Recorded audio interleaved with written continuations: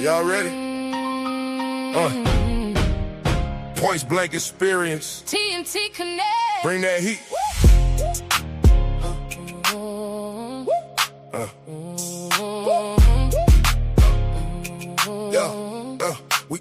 We walk in, room tilt, talk big, never built. Riding Tanya in the frame, that's two names, one flame. Respect on the table, knowledge in the label. Thought provoking when we speak, make the whole block lean. Hot topics, no filler, real talk, true spiller. Relatable, debatable, every line memorable. Kick down doors, don't knock, make the old rules drop. Yeah, we came for the gold and we leave with the whole block. Changing the game, say it loud, say it clear. Changing the culture and we right over here. Hands up, let it ring if you know what I mean. This that pressure, this that scene. Are y'all ready?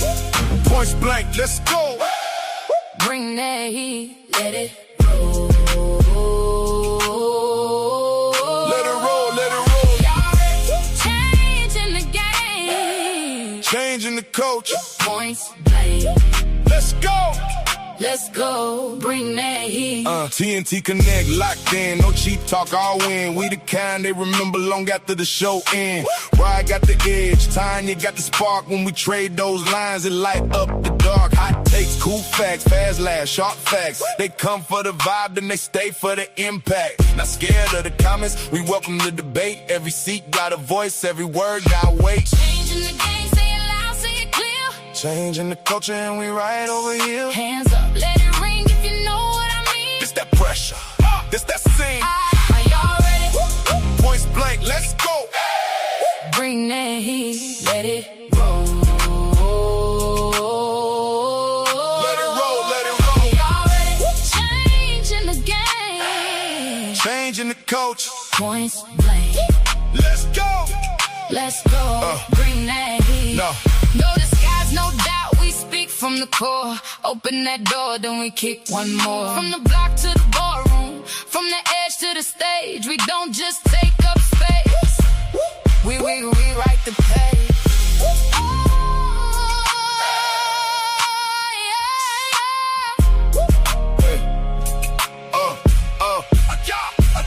Are y'all ready? Points blank, let's go. Bring that heat, let it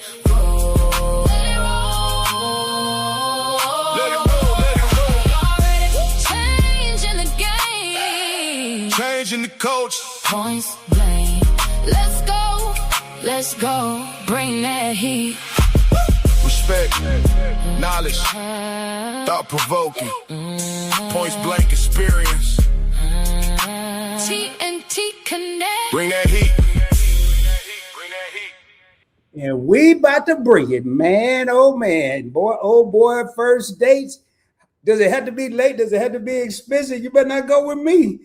No, I'm just kidding.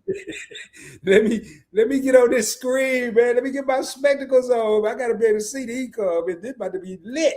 What it do, everybody? What's going on, Tanya? What's going on? What's popping? Oh man, just chilling. About to see what these people gonna be talking about, how much money they gonna spend on the first day, what they expected, and do it gotta be late? Do it gotta be early and all that good stuff? You know. Well, I don't know who made those rules, but I just find it hard to believe that people are out there just to impress. Because why would you spend all that money and do all this stuff you don't even know the person yet?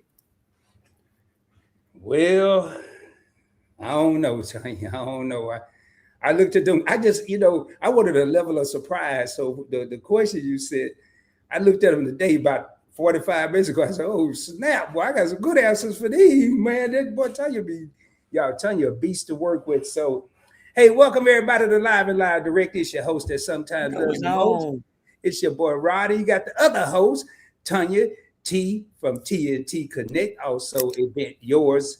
So, man, and please do me a favor. Last time I checked, last night, Tanya needed about 78 subscribers to hit 1,000 on TNT Connect, her and Timmy.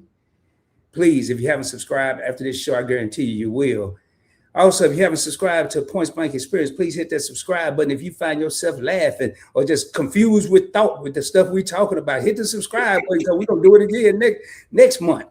Also, hit that like button, man. Regardless of where you're watching today, hit the like button. Tell a friend about us because we like to have thought-provoking topics that make you think. And tonight we're going to be talking about first dates don't have to be expensive and they don't have to be late, or do they? I don't know. And they don't. But like for instance, speaking of not expensive, I went old school with my drink for tonight. What you got? Martini and Rossi Asti Spumante.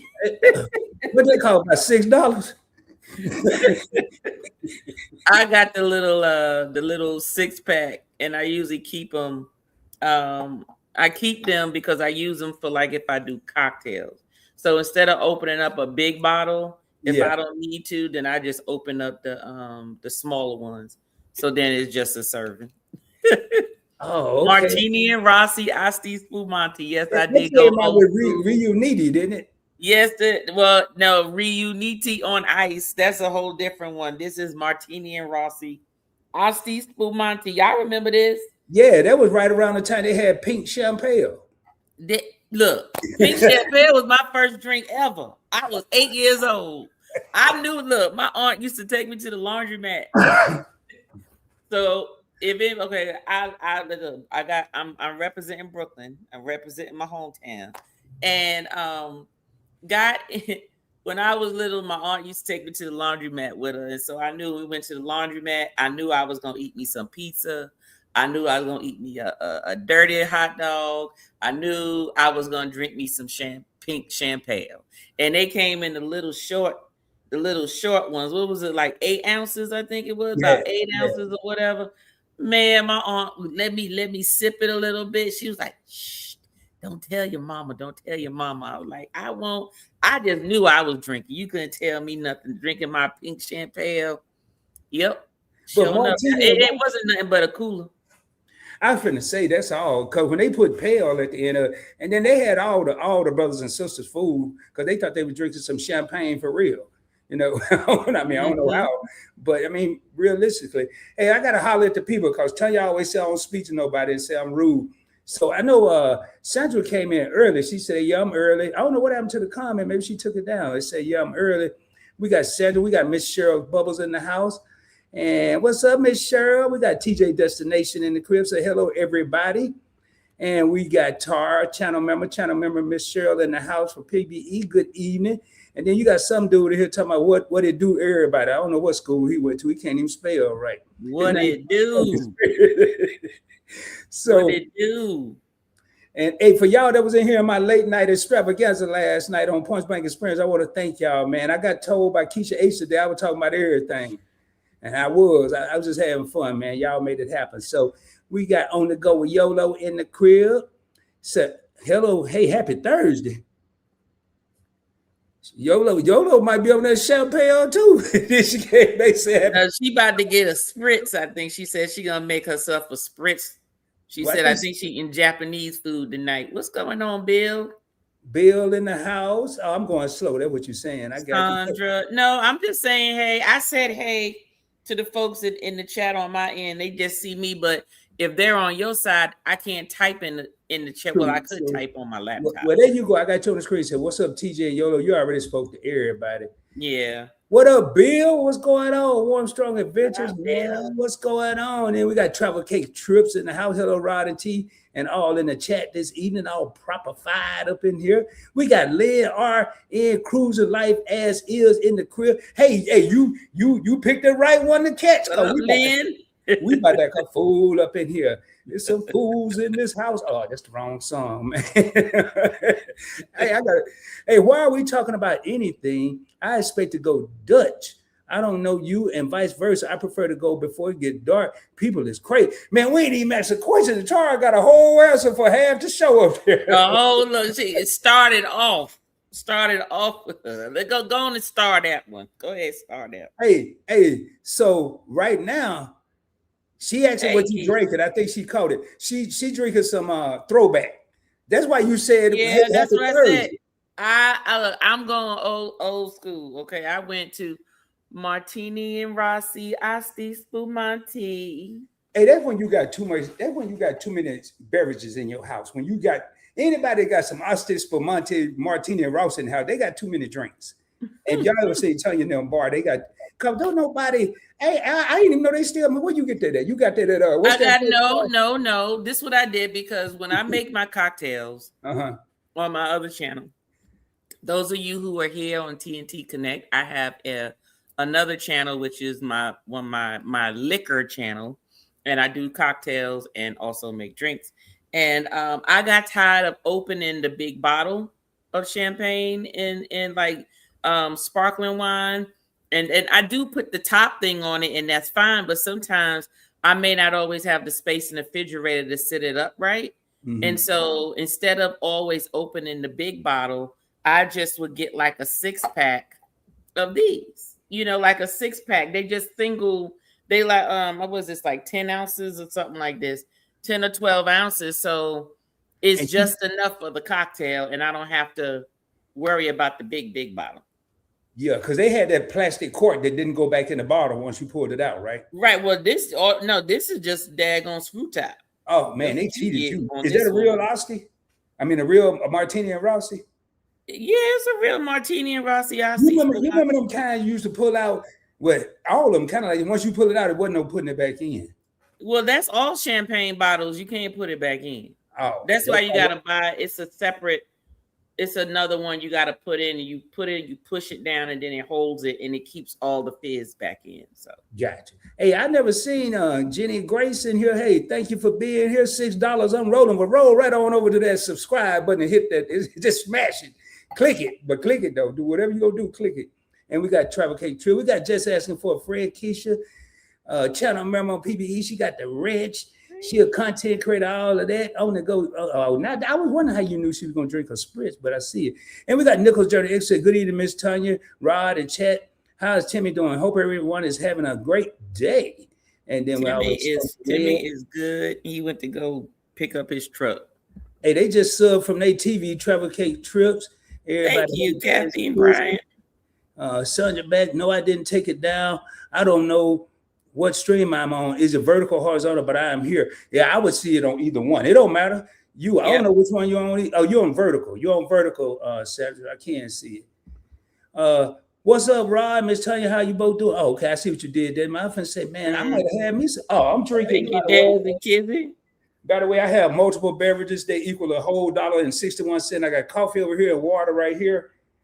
Mine is a throwback coffee too from the gas station. So, hey, I think we just spoke.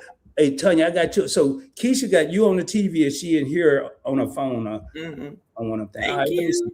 All right.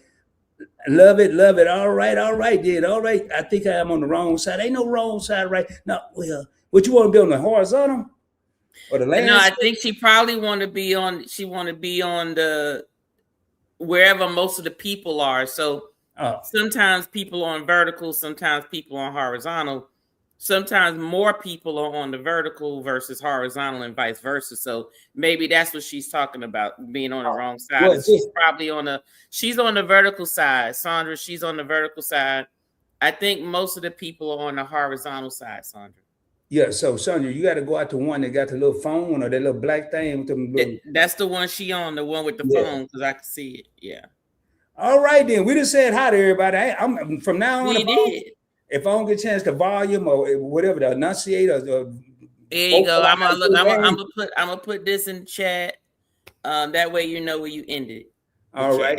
Yeah, because from now on I'm gonna just be doing this. I might do some praying hands. I might throw a do sign, but we got a whole lot to cover, and I don't want to have Tanya on here too late. So Tanya, how we gonna start this? I'm ready, boy. I'm ready. So my whole thing is, does a first date really, really need to be expensive? Does it need to be expensive? Do you have to have cocktails? Does it have to be a late night out? Does it just have to be all of that? And I have been listening to a couple of episodes of people talking about what dating is today and so forth. And, back in the day, it was somebody's trying to impress somebody at the end of the day, so they going all out, they getting all dressed up, they putting their best foot forward and everything. And you spend most of the evening, impressing instead of really paying attention to the person. And personally, I don't think it takes all of that to actually have a date. I really don't. I remember, first date, being in New York, your first date, all you need is maybe some money for a couple of hot dogs, a token to get on the train, and you can just take the train to Manhattan and just walk all up and down Broadway and chill and just people watch and all that type of stuff. And there was stuff going on, and you sit down, eat your hot dog, or maybe you sit down, eat some pizza. And because you're comfortable and there's no stress, you get to learn the other person. You actually are paying attention to the person. You're not looking at what they're wearing. You're not looking at, oh, it's a nice restaurant, I need to be looking at the menu. Oh, I need me some cocktails. So now your judgment is foggy, right? So things that probably would trigger you from being said, like when the red flags go up on the first date, you're not seeing the red flags because you inebriated. So I personally don't think that it takes all of that.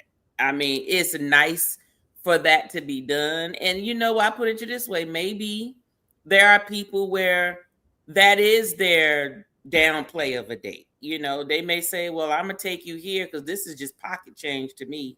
It's sort of like rich people that walk around with Chanel flip-flops on, like just bedroom slippers. Like, what you need Chanel bedroom slippers for? Like that's just regular where, most people just, just buy a pair of daggone fuzzy slippers and call it a day. But I don't think that it takes that much. What's your thought, Rod, on the well, y'all know I'm gonna have an interesting answer. That's just how I do it. But I gotta thank Tar channel member for that $4.99 super chat. One more super time. Chat for the people in the back. Just a small token for always showing up. I'm gonna go live a lot more often late at night, dear. Just hear what happened. I'm gonna go. I might be live tonight at 2 a.m, y'all, or this morning, whatever. So, what are Rod thoughts? Let me pull this up. I think the amount of the date is going to depend on the stage that was set.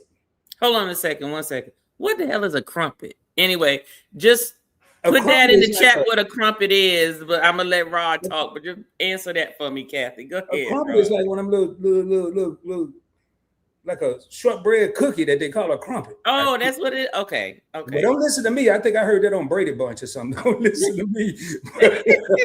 I ain't never had no damn crumpets. But I remember they used to say tea and crumpets, so I always thought it was a pastry. I don't know.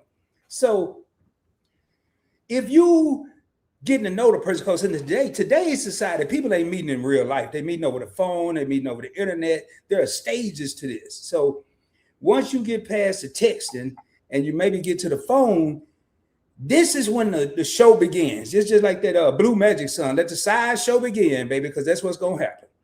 So the stage gets set right there, Tanya. Now, if you on there, and I'm speaking from a male perspective, if you on there talking about, hey, I usually eat steak and lobster, you just set the stage that you about to have an expensive ass date.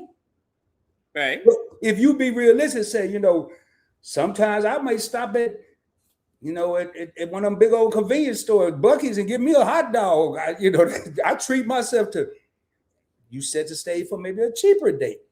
That's how. Now, does it have to be expensive? No. But in the day of impressions, in this day and age, ever since that woman, damn it, went to Cheesecake Factory and complained and it went viral, everything went to hell. Oh, God. First off, I would have left the half of that. I'd have been like, she complaining because she going to Cheesecake. Girl, it's a first date. What makes you think that you earned anything more than that? Well, see, that one thing that would have had to happen, you might want to see how many brothers she had before you left her there. Well, no. Look, that's not important. I'm pretty sure, this is just how I look at it. you get these folks that's like they got a certain standard, right? And I get it. You got a certain standard, but you're getting to know a person. If they come into you and they are dressed clean and well groomed and they're mannerable and they are showing manners, and showing you respect, and y'all are going someplace where y'all are just to get to know each other. So go sit down at Starbucks or something. Go sit down somewhere where you can actually talk to the person. The movies is not the place to go because you're not talking to each other. You can't because you're supposed to pay attention to the movie. So you're missing everything. Okay. You go, yeah, you can go and you can go eat and do all that type of stuff. But who said you got to go eat, a certain level? I personally feel that when people do that, they're not there to meet the person. What they're doing is trying to find out how deep are your pockets. Ooh, say that again. They want to know how deep are your pockets. And that's how it's like, that's where they start. How deep are your pockets?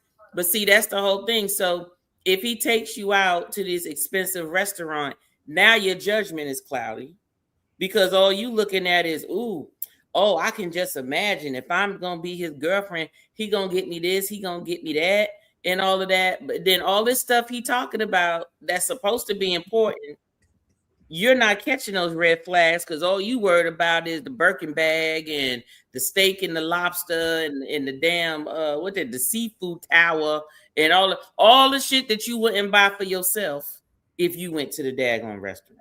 Well, see, that's just me. Me is if you wouldn't buy it for yourself on a regular Joe Schmo day, I don't think you should be expecting anything more than what you can offer. That's just me. But I still don't think the first date needs to be expensive.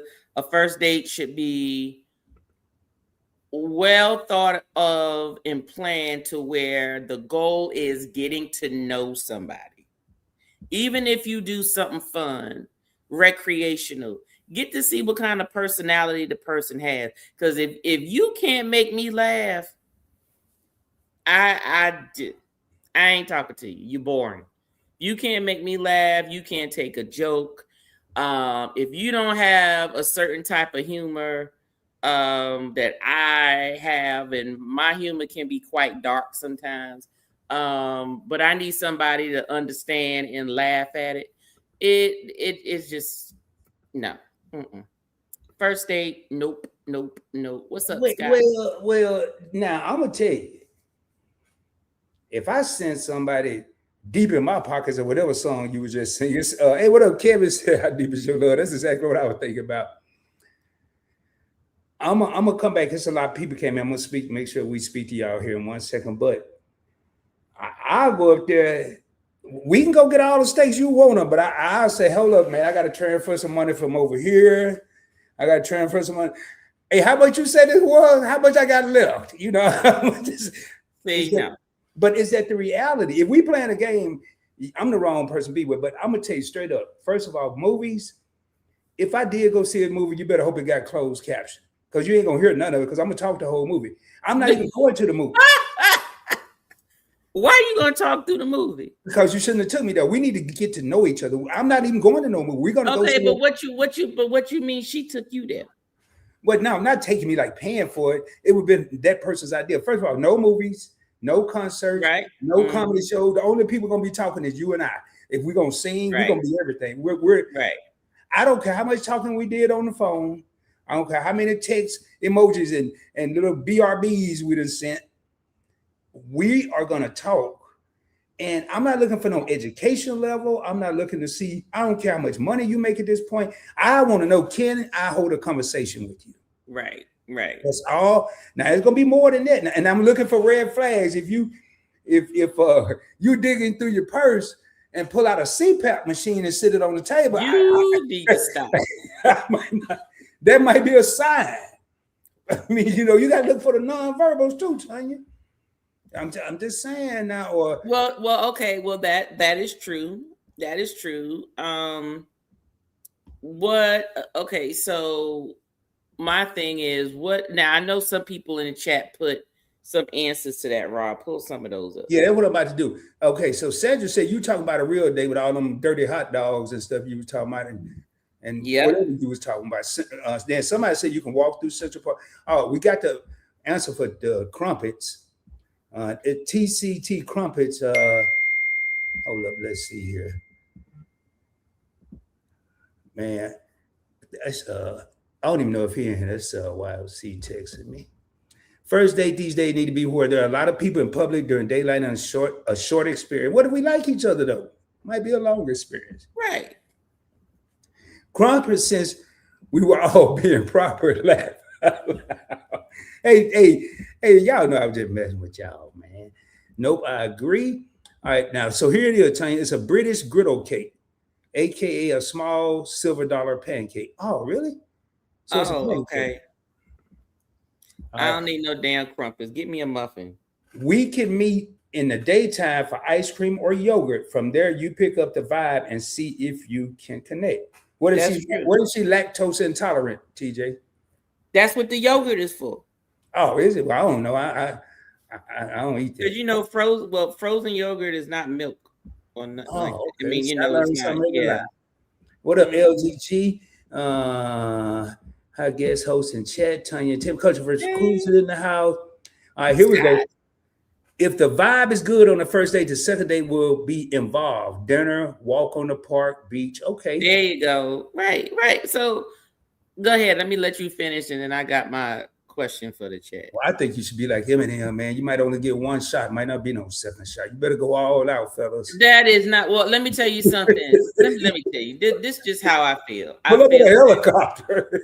I feel that a person who is mature and understands will know that there's levels to this, right?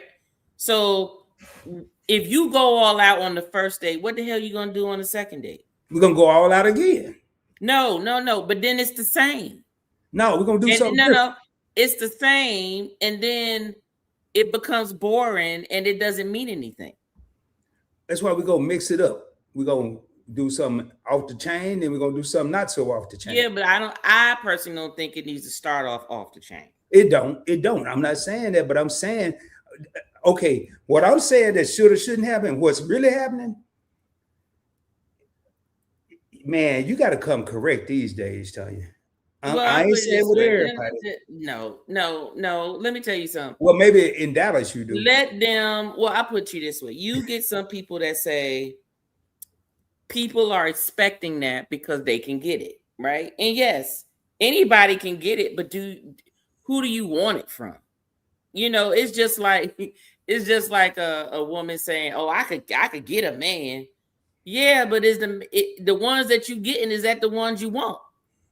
Are those the ones that you really want to get? No, you want the quality one. So I think really a lot of that. If it's me, I'm being serious now. What's this? All that what you got and what you should have, what kind of watch and shoes and all that. Matter of fact, we can meet in some sweats and sneakers. Let me just strip it down and see. Let's be real. Let's be the real two people we are. Mm-hmm. And the conversation, it shouldn't even be awkward, Tanya, because we've spoken on the phone. Yeah, there may be some nerves in person, but I think that's part of the problem. People put all the emphasis on the supporting cast, what we eating at, what we driving, what we going after, we going to take a horse and carriage. But the nucleus, the main part of this, which is conversation, getting to know each other, ain't nobody thinking about that part. Right. Now, I'm going to say this, though. Uh-huh.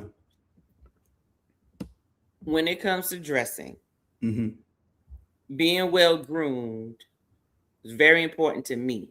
So you can wear a sweatsuit, tracksuit, sweatpants, t-shirt, whatever, but they better not have no lint on them. I don't want to see no holes. I don't give a damn if they are some damn Jeezy, you know, young Yeezy, Jeezy, whatever the hell, what's his name's Kanye stuff is with the holes and stuff and looking like homeless people. I just need them to be presentable, be clean, no lint balls, no rips and holes. Make sure you got a haircut, fresh groomed, your breath is fresh, your teeth is damn brushed, you know, and you ain't ashy, you know, and your sneakers ain't flipped like this at the now, tip. just because I said you're gonna go super casual, that don't mean you go in there like these day and age. They got sweatpants that can't even athletic pants is what they call them. They can't even accumulate lint because they're like a smooth material. I'm wearing some now. If I get lint on these, boy, something wrong. But you're right. Right.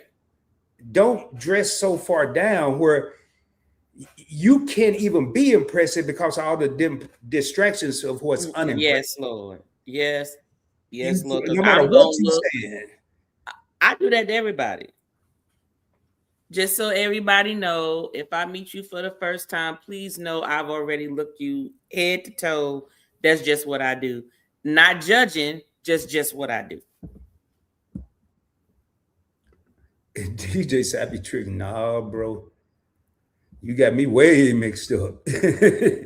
Yeah, but so Kathy said something about that lady who brought her kids on the date. I don't see a problem with bringing your kids on the date as long as it was agreed to bring your kids on the date. Because this is how I look at it. This is me and you first date. Who said I might be around? What if I don't like you? Yeah. What if I don't like you, but you already introduced me to your kid? Your kids don't need to see every man you date. And if you got your kids picking your men, you already started wrong in the first place.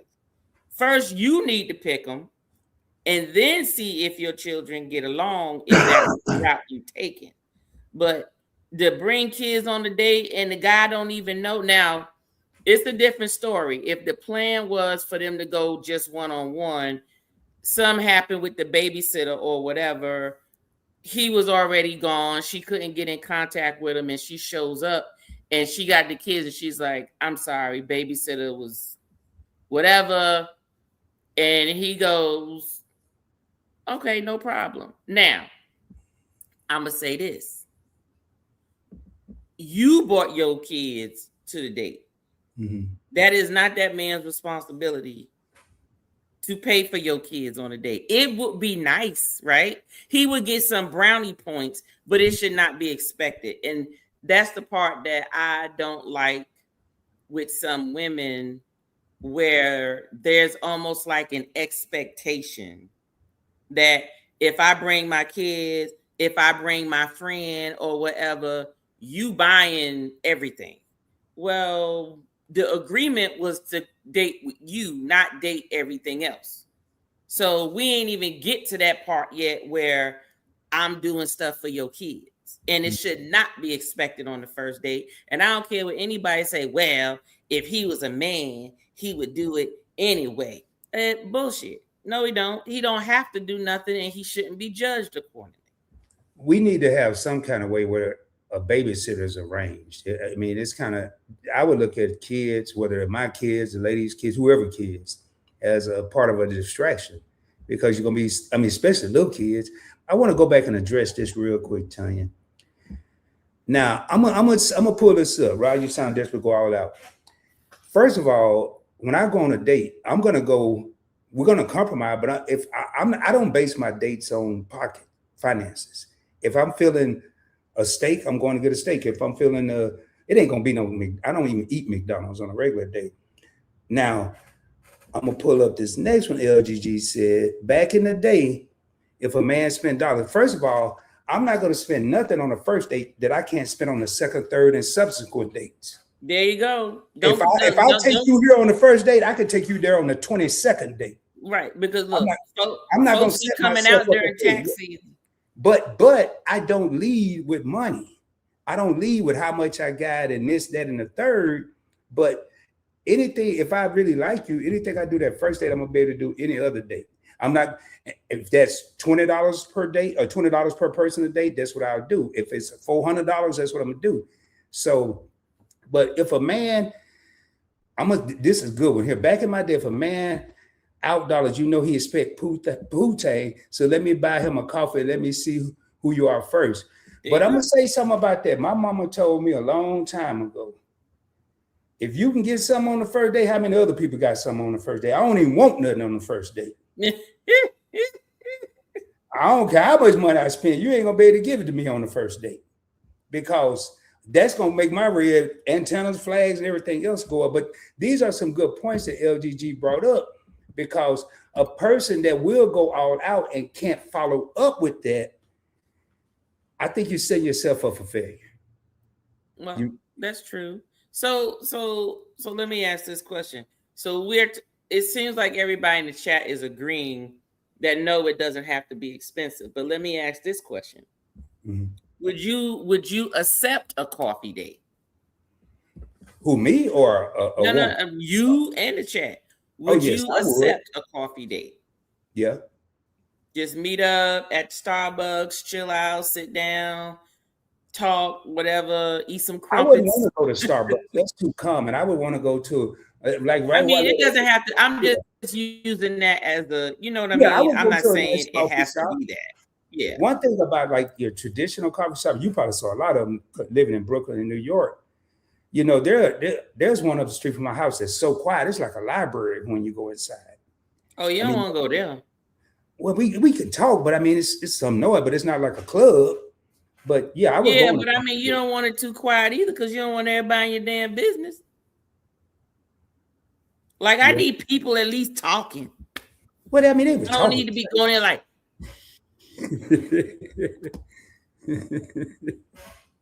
So I think you should. Let me see what these people said about the coffee date. And Easter bonnet. You know what? Look, y'all keep bringing up bonnets. Y'all know how I feel about bonnets. Please stop. Please stop. They might. Oh yeah, they do know. There is no excuse. And if somebody come out with one, especially on a date, that's a problem. I like this with Travel Cake Trip. If you have to bring your kids, do a picnic, make some sandwiches, and let him know you're going to introduce him to your kids. Correct, but by that time, it should not be a first date. Hey, this is a good point. LGG is bringing up a good point. She said, I'm really out of touch with this dating stuff. And that's a question I have. A lot of people in here may be married. They still go on dates, but they've known their spouse for years. How has the dating game changed since the last time? And they still get it wrong. Yeah. It's so outlandish. It's I can't even come up with words. Tell you, it's. I would say this. I guarantee you, there are a lot of. I'm gonna speak from a male perspective. Guys out there that are spending money that they don't have trying to go on a first date, and it's probably a lot of women out there that know, but since they crazy enough to act like they got it, they just going right along with it. And I don't blame them. I would too. You got married folks spending money that they ain't got to go on dates. Yeah. But you know, I was thinking though, that's a question though I want to ask real quick and get everybody thinking. We're talking about these expensive dates. What is considered expensive to everybody? Well, that goes back to what I said. It all depends on, I guess, your socioeconomic status. What is the norm for you, right? So I put it to you this way. You know, I grew up humble beginnings, right? I've been on a date where, like I said, you got a token to get where you going, and you just got enough maybe to get 2 slices of pizza and an Italian icy, you know, and a soda or whatever. And you just walking. You're not spending, a whole bunch of money. You know, that's a $20 date the most. And back then, $20, that's 2 people on the date, you know, where you can go out and eat and have fun and do all this stuff and still get to where you're going from point A to point B. But what about people who grew up knowing nothing but the finer things in life, right?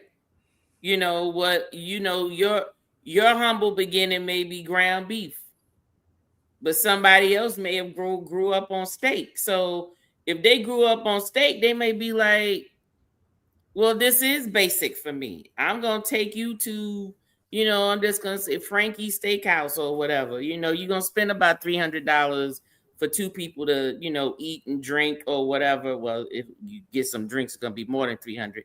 But if that's what your basic is, and that's what your basic is, then you won't think that that's expensive. You know, they might say expensive is I'm gonna fly you out on a jet and we're gonna go fly to Paris and go eat dinner and I'll bring you back. Do you see what I'm saying? So, you know, when that comes into play, that's a different story. If that's what the person is used to, and that is, you know, the I'm just getting to know you type thing, then that's just what it is. But the average person is not living like that. Okay, the average person is not living like that. I laugh because my husband, we've been married for 26 years, and I can tell you, we just went out on a date. We have a monthly date that we go out, us and some of our married couple friends. And he got the bill.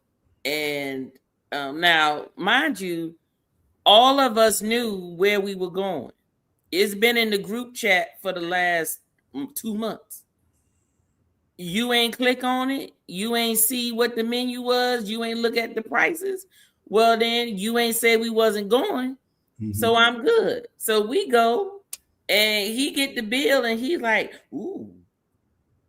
Hey, Tanya, hold up 1 second. I see some. Hey, Michael, do me a favor. Please be respectful in here. If Tanya has a moderator on her side, this Michael person, can we just handle that, please? I'm sorry, Tanya. I mean, it's obviously we're having an adult conversation. I've seen 2 comments that I do not like. And this says, they must be on vertical. Yeah, I don't know that. Yo, I can't take care of it. Sorry about that. I mean, I bit my tongue the first time, but this is just outrageously disrespectful. I don't know why you pay attention to them. Well, because it was super disrespectful. It was. I mean, I normally wouldn't, but that was. You look at them. But anyway, sorry about that. Keep. Now going. You know you can right click on him and be done through StreamYard. I'm in StreamYard. It wouldn't let me because it's on your side. Oh, it's on my side. Yeah, okay. It was mine. Yeah, that's what I was saying. Yeah. I'm sorry. Sorry about that, y'all. We're just trying to handle this. While Tanya's looking at that, I like what LGG said because I know I don't not Panera, but what's that? Jason Deli got a good chicken pot pie soup that's like $7.89. I don't want no goddamn Jason Deli. Well, see, that's what the problem is. You would go get some. No, I'll take Firehouse Sub, but I don't want no Jason Deli. See what I'm saying? Okay. But we would talk about that. But you know, I'm sorry, I didn't mean to interrupt you. That was just driving me crazy. No, you good. You good. I just have to. I was on TNT side. So TNT is not a moderator. You didn't make me a moderator. How you not make your co-host a moderator? Well, yours is because I you know, well, all right. You need to make us both a moderator, Rod. I got you. Hey, Chewbacca, this first time I saw you here. Okay, I just saw that comment. I tell you, I didn't mean to interrupt you. Go ahead. You good. I'm finding the what's the name? So I make sure that look, I help fight the trolls. So one of the things I saw in here, it seemed to be overwhelmingly coffee is fine. And I saw some comments about back Lynn RN said that hey, House of X. Yeah, what's up, House of X? Said that when she met her husband at 17 and now she's 51, McDonald's was fine. And McDonald's is busting and don't let them have the McRib. What? You don't want to go there now? Or that chef salad. I don't care what none of y'all say. That goddamn chef salad at McDonald's was the bizarre. Yeah, and then Sandra said her first date was at Mike's Deli. And that's what I'm saying, you know, and that's why I asked how many people married, because back then, I don't think the where, the when, and all that stuff was important. That you don't want to take nobody to a dark alley or nothing, but it was more about, I should be happy I'm even able to go out with you. Forget about where we going. I mean, I'm not taking you to a dump, but I asked you on a date. You say, yeah, can I be excited about that? Not excited, stressed, or whatever it is about where we're going, how much is it? And a lot of people mix up when I say the steakhouse, there are steakhouses in Texas. You can get steak for two for like, say, $60 before tip. Well, that's because y'all got all them goddamn cows. $300 steak on the first night for two. I'm not doing that, because I don't care how many conversations you had on the phone. It still maybe something slipped through the cracks, either party. You know, so that's my thing. It ain't gonna be no loud place telling you we need to be able to talk. And I just think they've surrounded the dates with all the extracurricular stuff instead of what are we there for? Mm-hmm. Now, and I think that was your first question too. That's the question. How much should be spent on a first date? Ladies and gentlemen, how much should be spent on a first date? What you say, Tanya? Max. I don't think it should have $1 to it. I think the focus should be more on what are you doing?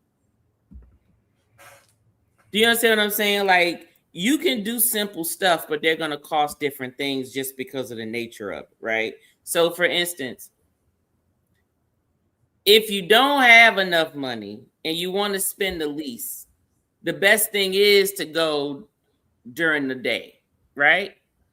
But make sure it's not at breakfast time and not at lunchtime.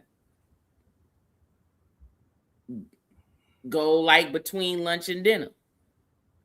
You know, well, you don't have to go eat. Well, hell, I picked you up. If you ain't ate lunch by 3 or 4 o'clock, you ain't hungry. And I'm going to have you home before dinner. So I'm good, right? So we going out, we going to go bowling, or we going to go play pool, or we going to maybe go do some fun interactive thing, because it all depends on what is it you're trying to know about the person, right? Are you looking to just go have fun? Because it all depends on how you met the person, right? Mm-hmm. So if you go to the gym and they go to the gym and y'all met at the gym, maybe y'all might do a date, like take some type of fitness, recreation activity or something, that's like a challenge, or whatever, if that's what the two of y'all are into. If someone likes to compete, maybe you go bowling, you go play pool, or you go throw axes, or you go to a nice big adult video game place where you play video games and y'all are competing with each other or whatever, and that's fine. That usually breaks the ice. It normally gets people calm and people are more apt to talk. If people are nervous and stuff, you ain't gonna get nothing out of them. They're gonna skate around questions. They're gonna be scared to say anything. But you get somebody comfortable and laughing and feeling, like everything is good, you'll get a lot more information. You get to know them better. That's my opinion. So I don't think that there's a limit, but I don't, like I said, because everybody's pockets are different. I just think that it should not be something where the amount that was paid would even be thought about, right? Because you can go to arcade, hell, and spend $100 goddamn dollars, right? But you wouldn't look at the arcade as an expensive date, right? But if you add the damn dollars up, them damn quarters and coins and whatever is required to get that little card so you can play all them games, you don't spend $100. And, Tanya, I think that's, to me, the path of least resistance is the restaurant. Anyway, I like what you were just saying, and I'm seeing right here, man, LGG got a, but it comment so funny, First, I'm gonna say Tara said $150 is the minimum. I'm a compassionate person. I don't believe in being greedy and going out with a guy to just dig his pocket out. I don't like that mentality. And then TJ said we're not going to Maestro Steakhouse on the first date, and that's why I put that out there. You can go to a nice restaurant and spend sub $75 and have a nice meal. You can get 50.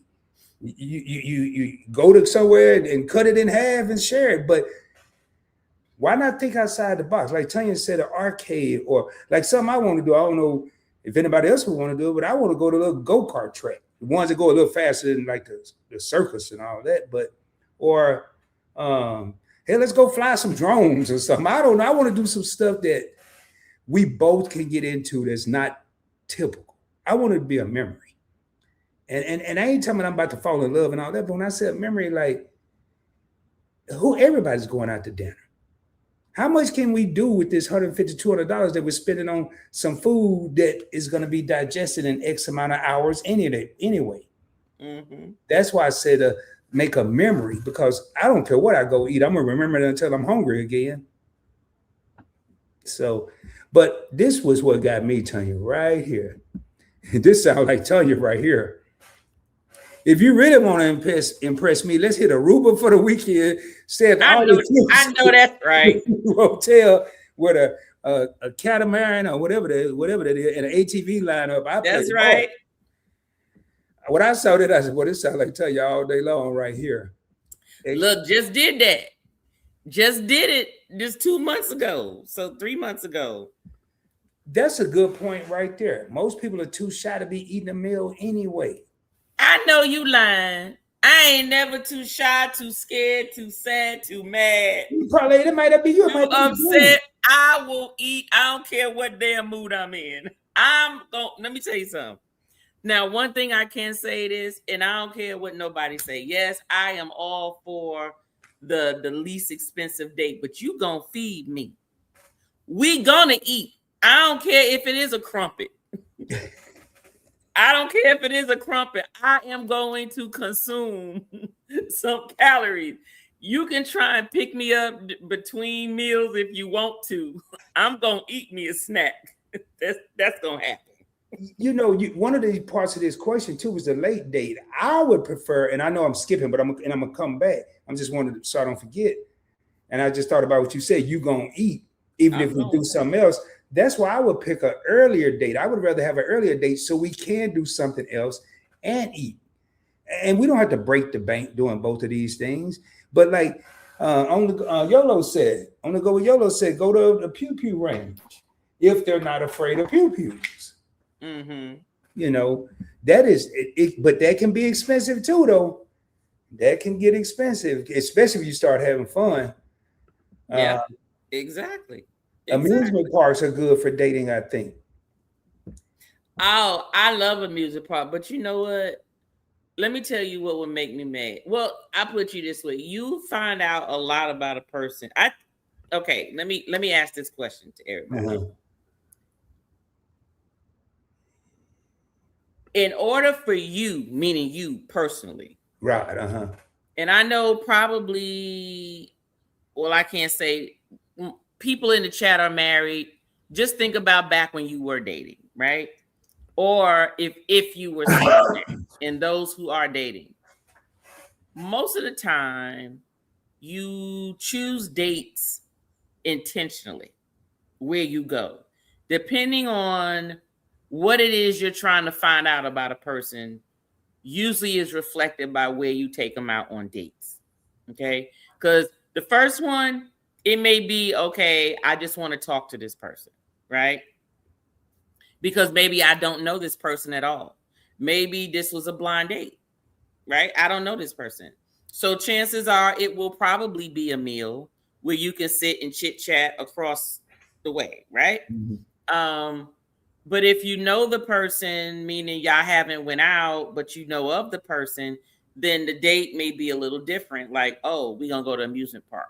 You know, let me see if this person can handle roller coasters because I like roller coasters, you know, or, hey, I like to go to the gym. Let me see if this person can, you know, got some physical activity about themselves or whatever. Or let's go and do something where we interact together to maybe learn about each other's personality. Maybe it's playing some form of a game or something. Or playing Scrabble or whatever. Let me see if this person can play chess. You know, how does their mind think or that type of thing. So I think that dates are usually should be catered based on what it is you're trying to learn about the person. Mm-hmm. Do you not agree? I agree. I agree. I'm hoping I'm not gonna know everything from. I don't care how many texts and phone calls. What I try to do is let's compromise. Let's do something we're both gonna enjoy. Right. Like I see what Lynn said. Like Lynn said, a basketball game is perfect. Like me, say football season come up, I'm not gonna take a person to a football game just because I want to go. It could be fun, but maybe not for them. So yeah. If they got food, I would go anyway. You know what though? Like even in addition to what you said with something that I want to know about a person, what if I can go on a date and do something I haven't done and learn something that I don't know? Say like a museum, right. Like a museum. And maybe it's something that I'm not too knowledgeable on and there's a conversation right there. I'm asking sensible questions. She has the answers because that's her cup of tea. And now we have it can't be, hey, all about the dinosaur bones the whole date and all right, that. Right. But at least I have, if I was that person that couldn't hold a conversation or nervous to eat, I would have a starting point. So yeah, I like what you said. I agree with that, Tanya. Yeah, because don't forget the date, everyone is trying to find out about the other person. Right? Mm-hmm. Right. So, you bring people in and you put people in situations to get an idea of how they react or how they move or what they do. But Sandra said that, even though people may not be shy, some people truly are basically actually too shy to eat on the first date. I personally don't know nobody that's too shy to eat on the first date, or maybe it's just that most of the people I know like to eat. I think if you get mesmerized and don't think about where you're going, like I personally wouldn't want to go anywhere messy, like barbecue. What you mean? Like ribs and stuff? I mean, I will, but why? Because it's gonna be messy. It could make the other person nervous. Or I'm just saying, spaghetti. You could eat something else. Well, I put you this way. You might get a person that wants to find out, do you have table manners? Like, do you know how to eat messy food properly?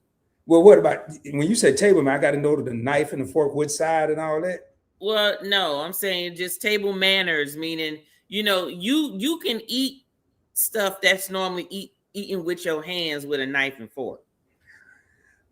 All right, what if you go to it's not fun. Hold up. But you can do it.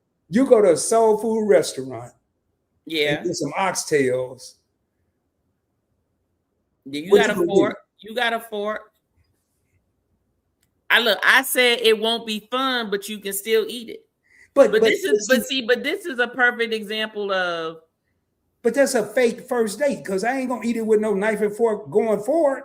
Well, but guess what? That is something that is a test sometimes too.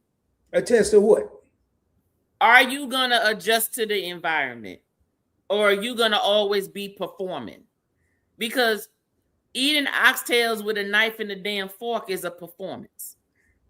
Oh. You understand what I'm saying? A person might be like, now, I brought you in here with some goddamn hot wings and some damn blue cheese, and you in here trying to cut the goddamn chicken off the bone, off the damn wing. Pick up the goddamn wing. Do you understand what I'm saying? Some people test people and be like, what did you do? I brought you to a wing place. Eat the wings. Eat the wings. Picked up the goddamn wings with your fingers. That's what I was saying. Maybe I shouldn't say mess. I wouldn't go to a difficult place if it's a test. I mean, first of all, why are we having a food test when we need to be getting to know each other? I feel that a date is there. When I say test, don't take it wrong. Test doesn't mean like I'm setting you up. I'm getting to know you. I'm getting to know how are you in certain situations, because at the end of the day, that's the whole goal, is to find out about a person in different situations. How do you handle meeting somebody for the first time? Can you, like you said, can you keep a damn conversation? Or can you come up with ideas? Are you fun to be around? Are you funny? Everybody's checking for what they need in the mate. Okay, and it's going both ways, right? Right. So, but everyone has their own agenda of this is what I need to do in order to find out about this person. And you're not going to know it on the first date. You're going to have to go on a couple of dates and be put in different type of situations. You need to know people when they're shy, find out how people are when they have uncertainties, how people are when they have some unknowns, how they are when they're angry, how are they when they're stressed, how are they when they're sad, how are they when they are hyper, whatever the case is. What you have to know about these people in different aspects. And yes, it goes further than the first date, but on the first date, your first date depends on your initial interaction with the person. Do you know them already? Have you been talking to them already? You don't know them. Do you know of them? If it's a blind date, go sit your ass down and just talk and whatever. But I do not believe there should be alcohol at all. How much are you gonna get to know on the first date, though? Also, because you get to know enough if you want to sit and talk with them again.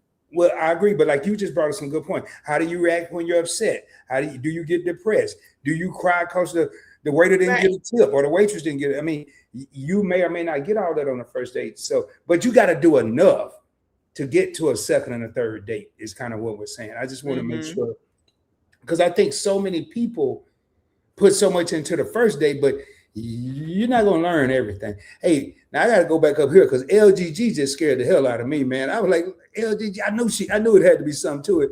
She said, hey, Rod, you could pose for me while I paint you. But then right below it says, that's what I said. I said, what? But I know LGG. I know I knew it was something. She said, that's a cheap date. Right.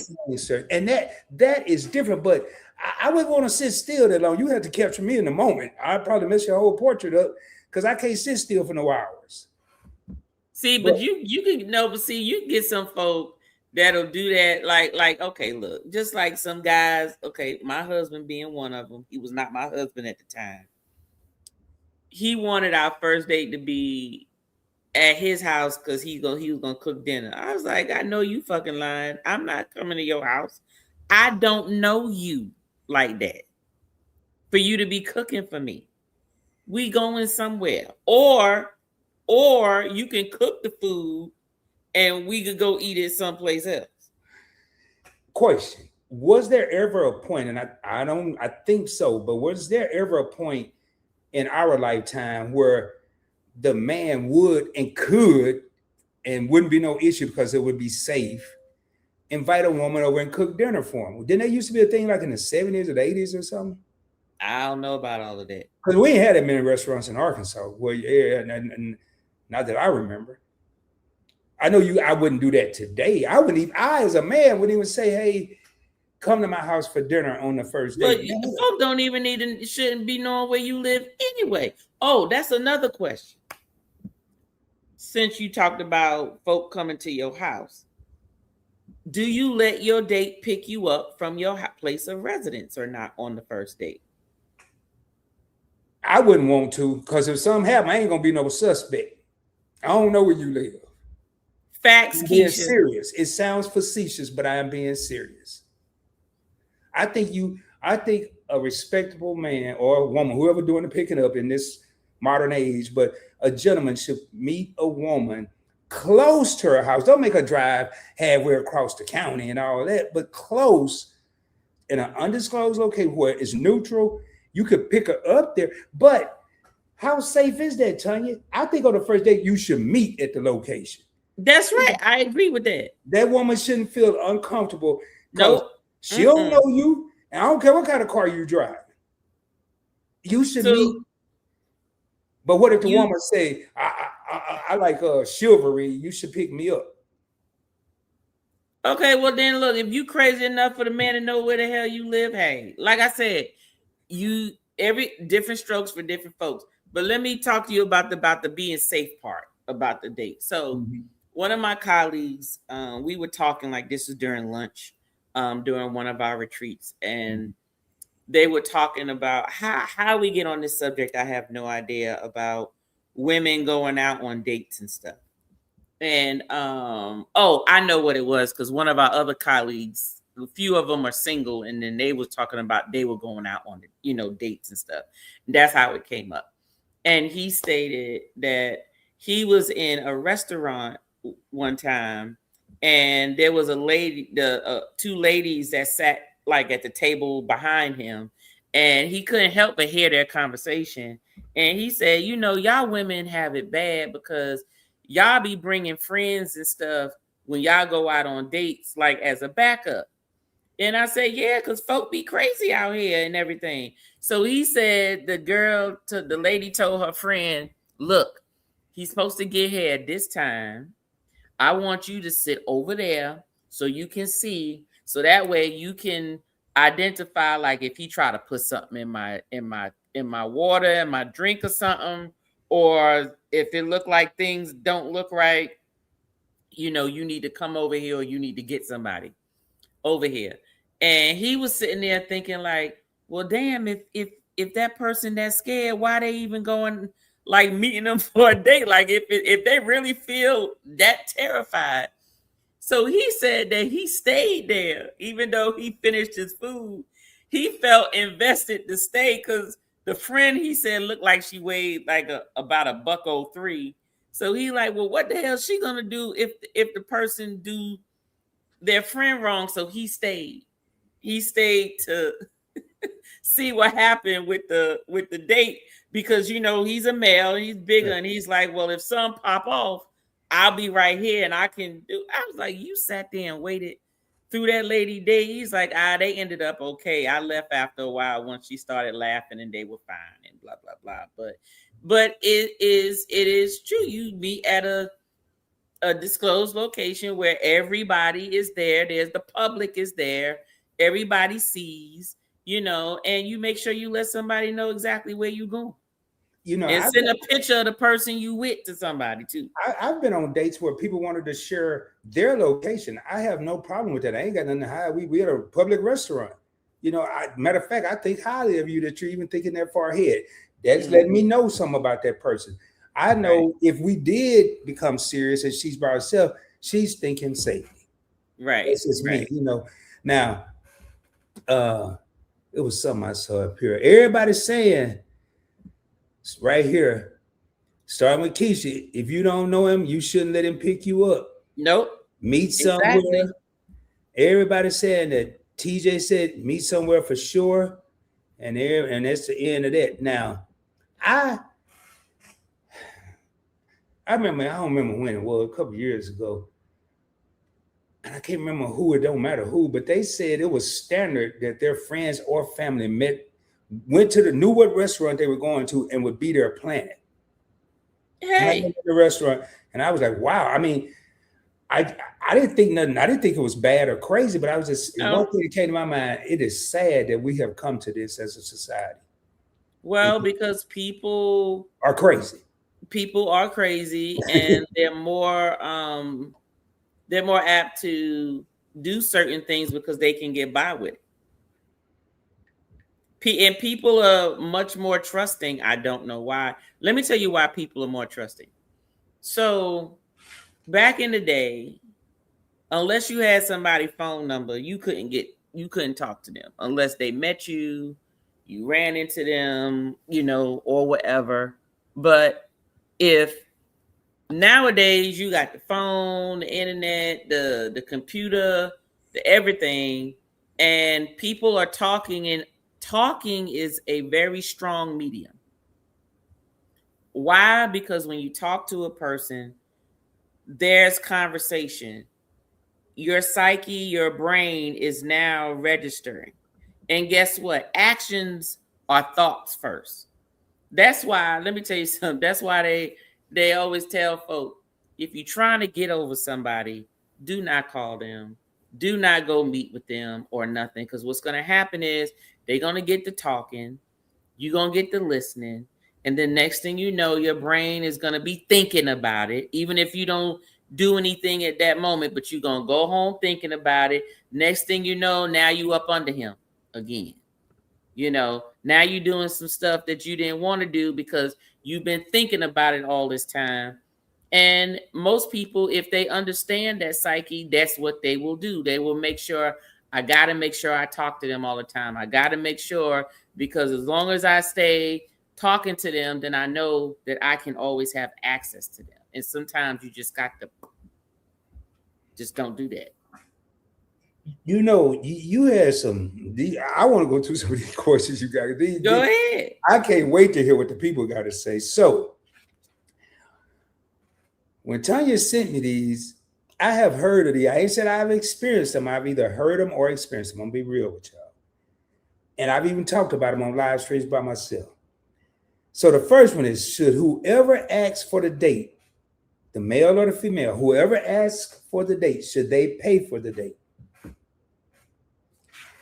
I can't wait to hear what the people say. So if a woman asks Rod out on a date, should that woman pay for it? Or if Rod asks a woman out on a date, should Rod pay for it? I think whoever asks out on the date is the one who paying. I disagree. Why? I just come from the era where, first of all, I mean, it don't matter about that, but usually I'm gonna ask on the person on the date anyway. I'm gonna be the one initiating the well, you look nowadays. Okay, and if a woman say to me, Tanya, hey Rod, let's go out for lunch and or go out for dinner, and you know, we're gonna get to know each other. All right, that's cool. But I as a gentleman, I just can't do it. Tanya, I ain't letting no woman pay for no damn food because she mentioned it and I agreed. Well, you know what? Well, then, I mean, that's you, but you asked the question. And well, I answered the question. I answered it. But I don't agree with you there. Well, I mean, let me tell you something. I agree with that, and let me tell you why. Because, you know, I'm a shout out to all the men out there, okay? Because, you know, society has it where women are the only ones who get nurtured from everybody. They get nurtured from their mama. They get nurtured from their daddy. They get nurtured from society. And men are expected to just be. Who's going to nurture them? Who's going to make them feel special? Who's going to make them feel, you know, that they're wanted? Who's going to make them feel like, what does that look like? And you'd be surprised that no matter how hard and tough a man is, a man will feel special if you bought him flowers or something, you know, because it's different. Or you go and you let him feel special. Like, no, you relax. Let me go do this or whatever. Men like to feel special too, but they don't receive that all the time because they are raised that they need to do that for the woman and it doesn't need to go the other way. Now, I'm not saying that, you know, this is a consistent thing. Yes, each person needs to make the other person feel special. And it is just fine to be like, hey, baby, I'm going to take you out on a date tonight. You know, men get giggly. Believe it or not, they get giggly. Even if they be like, nah, don't do that. They smiling and on the inside be like, damn, okay, is she going to take me out or whatever?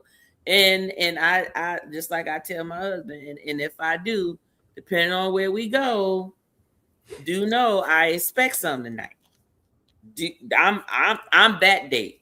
If I take you on a date, I'm getting some. That's all I got to say. That's you? Yep. Well, I take my husband out on the date, I'm getting some that night. You ain't no joke. That's a whole other damn show. I sure ain't. So it looked like it's I'm shocked because I'm seeing here, I got to go back. And I've been like looking at them and pulling up just to let people know I see them. But first of all, there are dating drugs also. Sandra say, absolutely, if I ask, I am paying. I'm gonna talk about that paying stuff too. I'm gonna tell you what's happening. Travel Cake Trip says, in Puerto Rico, there's a saying, El que invita pagal or something like that. But whoever invite is paying. I know I can figure that part out. The person who invite pays. Okay. Lynn says male should always pay. I believe he is the provider and head of household, but is he the provider and head of household yet? But no, he will. If they go on, he's expected to be. However, a gentleman will pay. And then some guys are afraid to ask because of rejection. So true. Who LGG is back saying, hey, who asks is the person that should pay. So if you ask, it is a relief. I like that to them. Sometimes they will be happy to pay. All right. So hold up. Okay, I got to see what TJ say. If I didn't pay, does that make me not a gentleman? Ooh, that's a good question. Y'all don't get to fighting down in the comments now, please. Okay, wait a minute. What you mean if I didn't pay? Because up here, right here, travel cake trips. However, a gentleman will pay. But then TJ saying, if he doesn't pay, does it not make him a gentleman? I'm gonna say, and I'm gonna jump in the middle of this boxing match that's about to go down. The uncles and my father that I was raised with, I'm not saying I had a perfect family because I had some uncles that wouldn't pay for it. But the uncles that I gravitated to, all of them aren't here right now, and they would roll over in their grave if they knew I was letting a woman pay for a meal, because that's just not how we did it. And guess what? Go ahead. And that was in the 70s and 80s, obviously. That's fine. But that's just what was instilled in me now. I'm serious, and I live by that today. It's probably one time throughout the year that you can probably treat me to dinner, lunch, whatever you want to call it, and I don't really have, I may agree with it, but I'm not going to like it. But the one day I don't trip is my birthday. And I cringe, but I just leave it alone but I just, that's just me though. But let's see what these people say. It's not about your preference. It is a rule, sir. What's a rule? Maybe steak, not flour. Hey, you gotta let me know. What's up, game? Hey, LGG, let me know what's a preference, not a rule. If a woman asks a man out, she should expect to pay. He should have the opportunity to feel special. If he opts to pay instead, that's on him. You know what I'm hearing a lot of, Tanya? A lot of women are choosing to pay, so there are no expectations. Hey, look, let me tell you something. That's anytime I paid, that was the only reason why. Now, if I wanted some, then I'll let you pay. Just in case. Not on the first date, y'all, I'm just saying. Hey, what's up? Tell Yolo good night. Yolo says she going to bed. And you already seen that. What happened to a woman? What happened to a woman wanting to be equal? So TJ, don't start no shit. Yeah, they still talk about that. I date my husband sometimes. If I take him to dinner or shopping or whatever, I absolutely pay. That doesn't happen a whole lot, but it does happen. And I like that. Yeah. That's more of a fair thing. All right, so we beat that one up. Fatima's came in. Okay, no. So answer this question. As a man, how do you feel with a woman paying for a first date?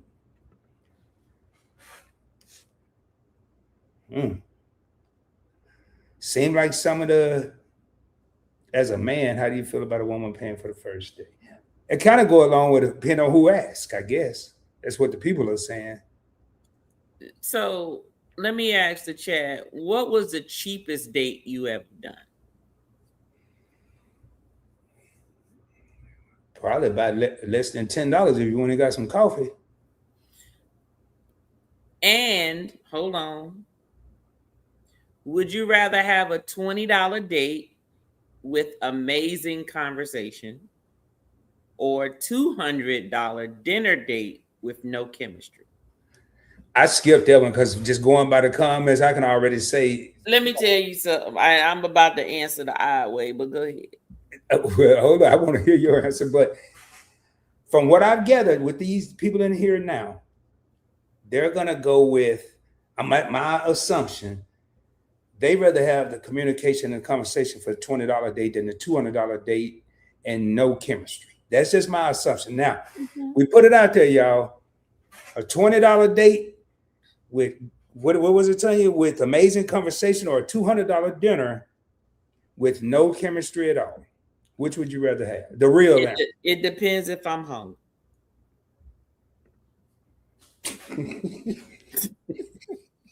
It depends if I'm hungry, and I'm just keeping it real. I'm laughing because that's a good answer. That's a great if I'm real hungry, I'm gonna take the $200 dinner date with no chemistry, because if there's no chemistry, I ain't gotta give him none, he ain't give me none. But if I like the person, then the $20 one is just fine. Okay, morally, should you, if you know you're not feeling a person, even before dinner, if before I know you are, people in the audience, if you're on a date, male or female, doesn't matter, and then you know the chemistry is just not there before dinner is ordered, should you go on with ordering dinner and torture you? What we gonna be talking about? Nothing. You getting full, right? No, that's when you turn on. That's when you turn on the work person, and you try to figure out what that person like to talk about, so you can eat, and they can do all the talking. Hey, I like the ladies in here. All the ladies in here saying if they ask, they're gonna pay, because men, back what you were saying, men deserve to be pampered too. That's right. That's right. I said last night I learned something new every live stream, and that's something I never thought about, the pampering and the affection and what you were saying. The psychological part of it. The men need to feel special. I just never, hell, somebody gonna have to make me feel special then. I'm going to eat. What should I get, Tanya, since you're going, whether I'm hungry or not, what should I have messing with you? So, all right, so but see, we already came, and we kind of said, well, he would go to the drive-in theater, but most people said that they're not going. Let me tell y'all something about that drive-in theater. I did not experience a drive-in movie theater until I moved to Georgia. And I moved to Georgia and went out on a date to the drive-in theater. You already know what's going on. He ain't looking at no goddamn movie. Trying to get all on your side, put his arm around, and then you in the car. So you ain't even in the movie theater. So they trying to grope something. It's like, no. Well, drive-in movie theater, When the drive-in was good, it's kind of when it's too much stuff in the way now. Like this. What you mean? The bucket seats and all that. Like my car is 2 separate seats. It ain't one seat. Oh. I mean, I could lean over and all that, but as far as comfortable, it wouldn't be super comfortable for a whole movie. Let me tell you something. Yeah. You ever... Now, go on with that. I know it's something crazy. Let me decide if I'm answering this or not. I already know. Have you ever just sound like this about to be a crazy question? Has anybody ever got some in a Hyundai Excel? That's all I got to say. What about a Ford Escort? Do that count? A Ford Escort, that's big. That's bigger than a Hyundai XL. Let me tell you something. When folks really want to get it, that bucket seat don't mean nothing. They gonna find a way to crawl over that damn armrest. They gonna find a way to fit wherever. So just saying. You're right, though. You're right. Maybe that. Hey, see what you started, Game Master, with this old drive-in movie. I love the drive-in movie. Hey, they say you're going for the crab legs. In Memphis, you get 2 movies instead of one at the drive-thru. Yeah. Here you get 3. Well, it's really 2 movies, but they show the first movie twice. So it's 3. So you pay once and you can stay in there for like 3 movies, basically. And if you're smart, you know how to get over to the other side to go watch another movie without paying for it. But so I think everybody's saying, I got to go back because they're not. You already know the $20 high swing, the $20 date. So most people say only you, Tanya, worried about if you hungry or not. Hey, I'm keeping it real. Hey, I like that though, because if I don't have somebody and I'm hungry, I'm called whoever paying. So it says, "Heck yeah, dinner is ordered. I'm eating, sir. Let the That's brother." right. Let that brother But I'm talk. saying That's the right. dinner hasn't been ordered. You just get there. Dude looking like Roscoe from Martin. You know Roscoe, the little kid. And I'll find a conversation starter to get my meal because you're not wasting my outfit. You're not wasting. I done did my hair and everything. Nobody's saying I'm all dolled up, but I put in effort to come here. Oh, we gonna eat. Minimum, we gonna eat. And then I'm gonna find a reason that I got to go. hey, y'all, real talk. This is why we do these because I mean, I'm just being honest. When I sit here and I do these shows with Tanya, and when I used to do them with Keisha, it's amazing when you hear different things. You get different perspectives and different ideas. You know, I never thought about what Tanya was saying earlier. You go on a date so you can some interest and all this proper eating etiquette and all that stuff. But that's good points. You know, I didn't know about no Hyundai Excels and all that. My husband lives to feel special, especially since he does all the grocery shopping and laundry. He lives when I'm asking for a date. Keisha said, nope. Keisha, that a no, you gonna still eat the meal, or no, you not gonna eat the meal. LGG said, hey man, I ain't gonna talk about the back seat, man. He said that is not a first date place. Well, yeah. Well, they laughing at the Hyundai. You get here 2 movies there, right? Tell you, I have definitely sit down the other side. Okay. Oh yeah. Oh, she said she did. Keisha said she said she snuck to the other side too. So there you go. All right. So 2 movies here at the drive-in California. I don't even know what I ain't been in the drive-in and I don't know how long. All right. So this here is huge, Tanya. Matter of fact, the restaurant's so slick, they got it all set up for the people. Would you be offended if someone suggested splitting the check on the first date? Nope. I know people like because they don't mind paying, but no, because I'm already going with the expectation of if I don't know you, you ain't gonna know him. I'm going Dutch. See, Dutch, that means you gonna pay, he gonna pay. No. If I don't know you and we're meeting for the first time and it's like a blind date, it's a date, you gonna pay and I'm gonna pay for mine. That's what I mean. You gonna pay for your yeah. Okay. Yep. Sure enough. Well, it seems like it'd be some knockout, drag out fights. I mean, you go to restaurants in the DFW, the Dallas Fort Worth area, and they got that. I'm sure it's everywhere. They ain't just here. They bring that little thing out to your table now. And they even say split the check. And you ain't seen them yet. Well, you said they bring it out to your table. Yeah, it's like a little kiosk or whatever they call them, the thing. Oh yeah, what about it?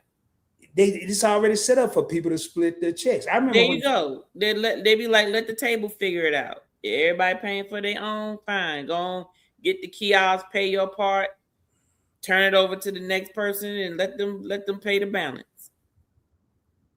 That's okay, love. Oh, damn. Oh, okay. Keisha just came all out. She said, "No, I have never had any in a car." Okay. I remember I was giving up. What about a truck? I remember I was giving an ultimatum in a car. An ultimatum in the car? What you mean? Tanya, what kind of ultimatum though? Well, Keisha said she never had it in a car. With a woman, I was giving an ultimatum. You got to do all this here, and I was just happened to be in a car. Oh, in other words, she said that if you was gonna, the lady said that was it. I didn't have no crib. This person didn't have no crib. It was the car or nothing. Oh well, hey, like I said, when people really want it, they find a way. Where there's a will, there's a way. Fatima said, you got to learn the person. That is why conversation is important. Everybody don't like the same thing. That's right. With $20 dates, I want to talk and get in his head first. Yep. Fatima ain't no joke, man. Her and LGG want to go to Aruba. All inclusive. She said, if you want to show out, she going to make you show out. That's right. And see, and that's another thing is this. If you lead with the money, then that's the type of woman that then the woman's gonna be like, okay, well, if you leading with your wallet, I'll spend that shit, spend that shit, spend that shit, spend that shit. If you leading with the wallet, I have no problem spending it. Don't lead with your wallet. But you see, you get most men that wanna, they wanna peacock, show all the feathers and then get mad because you want some of the feathers. Well, stop showing your feathers. Show up like a normal person and then it'll be fine. But if you come in flossing with your bands or whatever, well then that's the type of person you're gonna attract. What's up, Catherine's? Catherine's in the house. What's going on, subscriber Catherine's in the house. Say hello, PBE, Tanya, and hello, chat. What's going on? Said she ain't been in no truck either. so going back to this leading with your wallet, I totally agree. I think, again, Tanya, a lot of these conversations we have is communication before you get there. It should be, a lot of this stuff should be established, but let's be real. A lot of people lead with their wallet. So let me ask you this. Back in your early days, or maybe not so early days, do you lead with your wallet? Or did you lead with your wallet? And I'm asking, look, I'm asking you this because I've been catching up on some of the old videos. So did you lead with your wallet? I'm gonna say that this is my honest answer. Since I've been able to afford whatever I want, whatever age that was, I get whatever I want. Whatever I'm in. If I want a steak, I'm not going to get no $300 steak because Rod's not going to eat a $300 steak by himself. There you go. So I'm not going to go and get one because I'm with someone. But if I want a steak, or I'm allergic to seafood, but if they want seafood and I can find some chicken or whatever, yeah. But leading with my wallet, I'm going to go back and say this here. I'm not going to over extend myself financially. I'm not renting no Rolls Royces when I got cars here. I'm going to pull up, I'm going to go in and whatever I want. And a lot of times when I go on a first date, Tanya, and this is not leading with the wallet, I don't even look at the receipt. Because I'm not going to go on a date and I'm not going to ask anyone on a date anywhere that I can't afford. I don't need to see the receipt. I'm going to have enough money to do that. But is that now, I consider leading with your wallet. You ain't got no conversation. You have no clue. Can't talk about nothing in the world. And all you really have, and really leading with your wallet might be the only money you got the rest of the month. So that's just my answer. I don't lead with my wallet, but anything I do, I can afford it. And I'm not going to do anything I can't afford. I'm not. Right. I'm not going to pretend that I could. When you saw some of them earlier videos and I was in first class, I could afford to be in first class. If I was drinking double shots of cognac on the rooftops, I could afford to do that.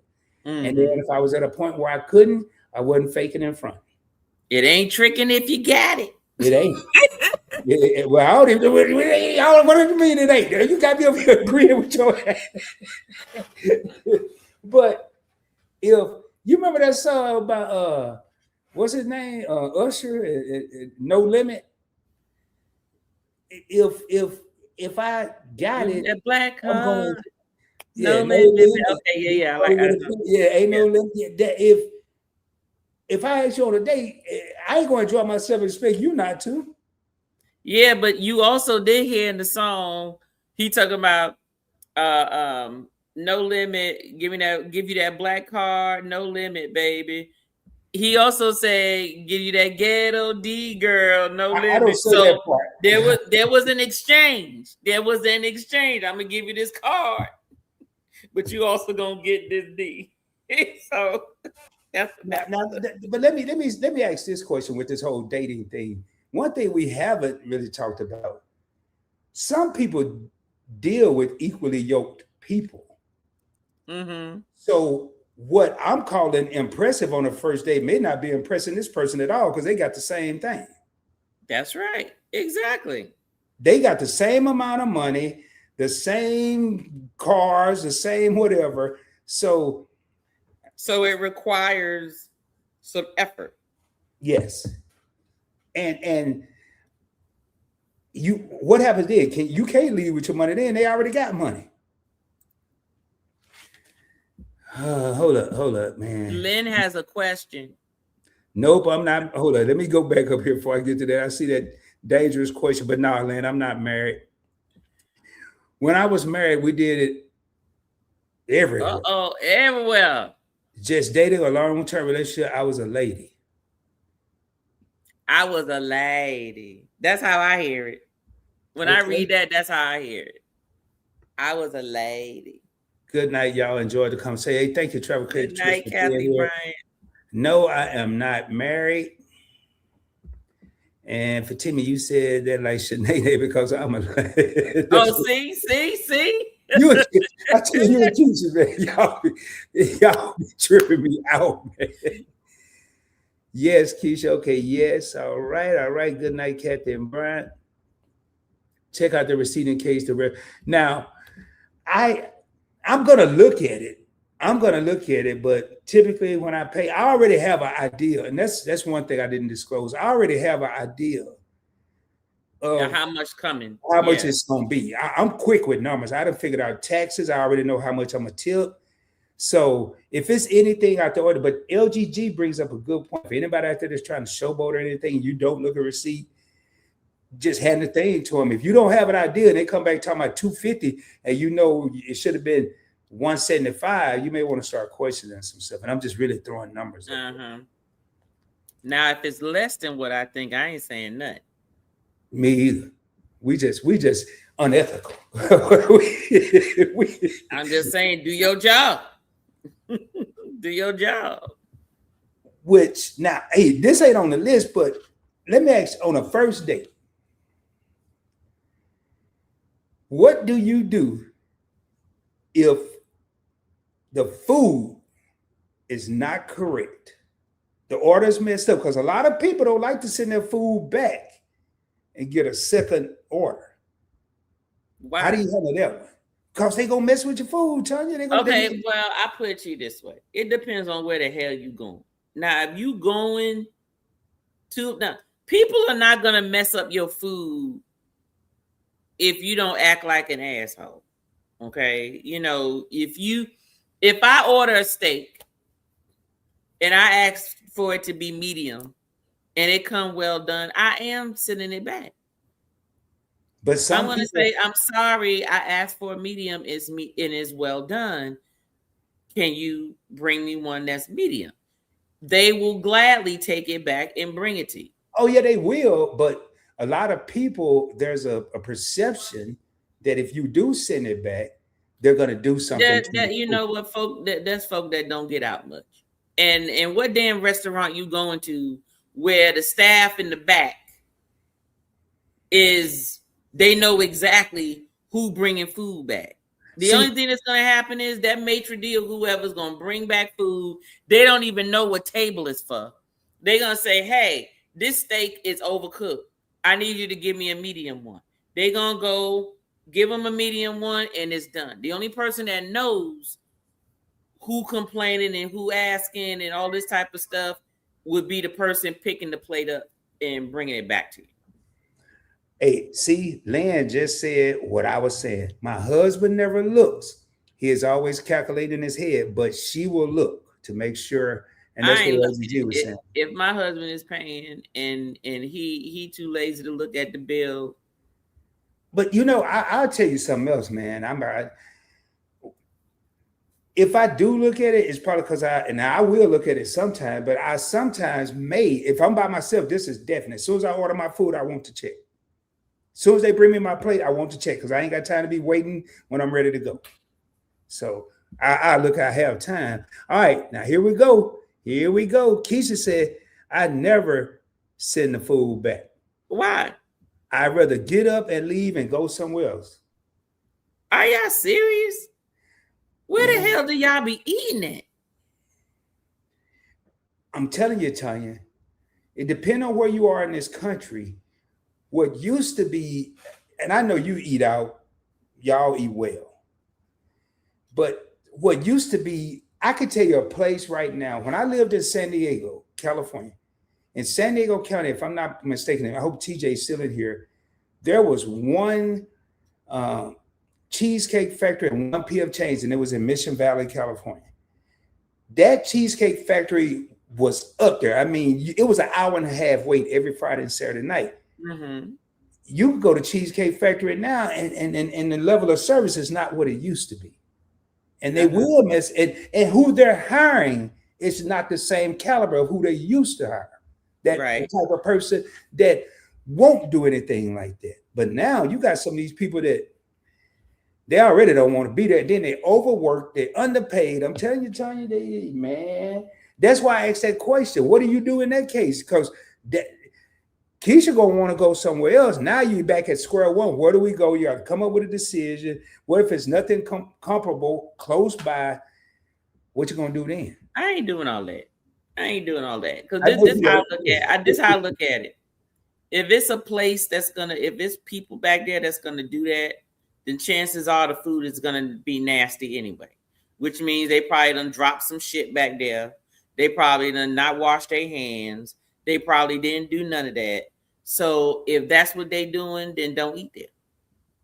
But I put it this way, I'm not gonna go eat anywhere where I feel that I have to do this. And this tears me up. But it's always the people who are not used to shit. I'm just gonna say that. This is my observation. Not saying this is everybody in the world. My observation. Go to a restaurant. Can I have a glass of hot water? And then they take their fucking silverware and sit it in the hot water. Bitch, what is you doing? What are you doing?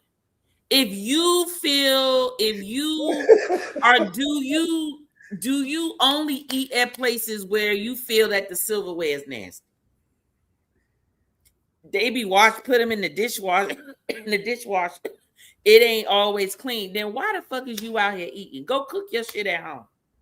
If you don't feel that the place is clean enough, you don't need to be eating it at all. If you got to put your silverware in a goddamn glass of hot water. But then if you go to their house nasty as hell. You understand what I'm saying? That's tripping me out. Some people might be OCD. What'd you say? Some people might be OCD. I don't know. Okay, let me tell you, if they OCD, then they goddamn house need to be OCD too. And it's always either them broke motherfuckers, excuse me, I know I'm doing a lot of cursing right now. It's either them broke ones, them nasty ones, the ones that don't get out, and then they go out somewhere and all of a sudden they like, I don't want that. Give me a hot glass, please, because y'all don't be washing these right. How do you know? Where the hell you be eating it? Now, hold up, Tanya. Hold up. In the people that do this defense, I have looked at some silverware that went through the hot water. Okay, and guess what? And that is fine, but I'm not going to ask for no glass. I'm just going to say, hey, this is dirty. Can you bring me enough? Give me a new. That's what I'm going to do.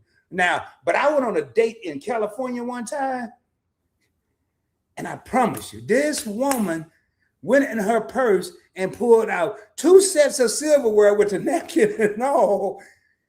And that's what we ate with.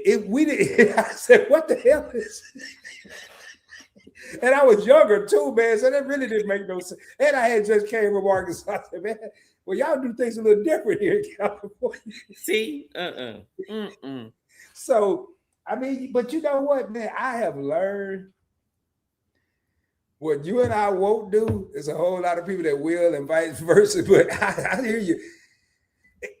It's usually on Sundays too when they want a glass of hot water. Yep. A daggone glass of hot water to put I'm like, so you just gonna wash the dishes at the you ready for this? Your co-pilot over here, you ready? I'm talking. Your co-pilot say she do that. She want the glass of hot water. No, Keisha. Then why eat there? Why? Why eat there if you feel you got to wash the silverware? Oh, y'all was just in agreement 10 minutes ago. Let me tell you something. Because like I said, I know some folk that as soon as they sit down, they ain't even look at the silverware. Can I get a glass of hot water, please? And then they put the goddamn silverware in there, and I'm like, why you just ain't stay your ass at home then? Like, okay. What make you think that I'm gonna eat somewhere where I got to wash the goddamn silverware? Well, hold up. See, Keisha got a halfway good excuse, but that's why I won't be watching this stuff. But she letting us know that she voice texted. So y'all, I'm because I can't remember everything was said. She watched some crime shows where the silverware was supposed to be clean, and they had everybody DNA on it. Keisha, quit watching them TV shows, man. You know what? Yes, Keisha, stop watching them shows, boo. Stop watching them shows. Okay, Fatima Saab politely asked for my money back. Bring up another good point on messed up food orders a few times. I'm not going back and forth with people. Now, okay. Right. I'm only sending it back once. If it come back again, not done, I'm just going to be like, never mind. Okay, let me propose something else, Sonny. We still got. What about that perception in some reality that we always trying to get something for free anyway? I remember, I ain't gonna lie, y'all. I used to hope something be wrong with my food when I was younger, like 25. And I used to hope something be wrong. Wait a minute, check this out. So, look, I was just talking about our date. You know, all of us went on. Me, my husband, and my friends went on this past Saturday. And I mean, I like the restaurant. I mean, it's no different than any other. You know, this one was more specialized in seafood, but they also had steak. But then, you know, you go to a steakhouse, it's about the same thing, right? You're going to pay anywhere between $50 to $80 for the entree, and that does not include your sides. And the sides are like $16, but it's like 3 servings, so it's like shareables and like that level of food, right? And the drinks are like $18-20. And it was funny because we had all finished our drinks. The check came out, and the husbands had the checks, and he just saw their faces, right? And I'm looking at them like, oh, y'all looking at that bill like y'all ain't got it. Just pay the goddamn bill. But check this out. A fly had flew. I don't know where it came from. A fly came and dropped in one of our empty cocktail glasses. Oh, hell, we got. And let me tell you something. Check this out. No, it was empty. Like the food is picked up, is done, right? So one is too late. But then I was like, ooh. And I went to because the fly, you could tell, wasn't gonna live long. It was like he was drunk. He was, you know. So he get there, and I'm trying to catch him because I'm like, we about to get these meals for free. I put my hand over the glass, and the fly flew away. I said, damn, we was gonna get these damn drinks for free. See, I'm telling you, but you know what? This year, I know in Texas, there's been a bunch of flying flies and gnats and everything. So I wouldn't trip over a fly because they can't control it. No, this a big ass fly. No, I know they can't. You talking about one of the big? It was in the guy. It was in the goddamn place. I'm gonna tell y'all something. It's a little fuzzy and stuff because I was on 5G or whatever. If you want to see me say what I just said that I used to do, I just did it last birthday, August 9th, 2025. I went to a steakhouse in Arlington. I sat on the patio. And they forgot your boy was out there. And I was live, had my laptop just like I am now. I said, y'all about to witness. I remember that. I remember that live. Tell you, I said, y'all about to witness greatness. Because boy, every time they come out here and forget me, ching ching. And then I told everybody why. I said, y'all, I'm gonna get this steak for $30. And it was like a $60, $75 steak. I remember that. And the lady, I was over there, I was like, hey, I just laid it on top. I don't know how they keep forgetting me. I mean, it's obvious I'm out here. I'm the only one out here. How do you? Let me tell you something. My ass been gone. Like you forgot about me. Oh, no. I ain't doing all that. I ain't going to jail for no steak. That ain't gonna work out with Bubba. Yeah, man. No, they got the death penalty where you at, ain't it? Well, first of all, you get a speeding ticket at Arlington. It's gonna be 3 cops, two times 3 up on you for a speeding ticket. That's 6 people. So imagine what they gonna do. If I done got a whole state They might have a SWAT team out there with a helicopter, the ghetto bird with the light. But hey, so Keisha's coming back to her defense. She said it's got to be some boiling hot water. Oh, they ain't about to bring you no boiling hot water. She don't care if she had Ruth Chris. She wants some hot water. Girl, look, girl, just eat your vegetables at the house. If you got to put your silverware in a boiling hot water at the restaurant, just eat at home. That means that no place is cleaned in. Well, what now? Well, you know what? Or bring your own. Now you said when you go to dinner, it's a chance to get to know the other person, or you know, you might take them to a certain place. What if they say they want a filet mignon?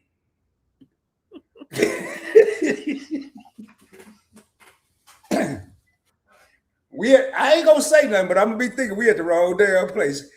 No, well, let me tell you something. First, I'm going to assume that you are joking first. Okay. Because no, what I'm saying is the movie. That's why we're all laughing. We know that came from a movie Charlie Murphy said, some filet mignon and some escargots. You remember him saying that in that movie? I forgot the name. Yeah, I remember. But I've seen other shows. I ain't never seen him in real life, thank goodness. I mean, but now my question is, do you mean for real? Like they really I've heard that it really happened, but I can't. Maybe they just never been taught how to pronounce it. I'm not. Well, let me tell you something. And a lot of times that is true. You read it the way. Excuse me. You read it the way it sounds, or what it looks like to you. I put it to you this way. If anybody wants to admit it in the chat, if you're familiar with the Greek little folded up pita that's called a euro, how many people thought that the proper saying was a gyro? Well, I'm going to raise my hand. I'm going to raise my hand because my whole entire life living in New York, and no one ever corrected me or anybody else I knew that that gyro, that Greek sandwich, we call, give me a gyro with some fries, and they just give you your stuff. No one said it was a euro. I didn't know it was a daggone euro until I moved down to daggone Georgia and ate at an actual Mediterranean restaurant and asked for one. And he said, "You want a what?"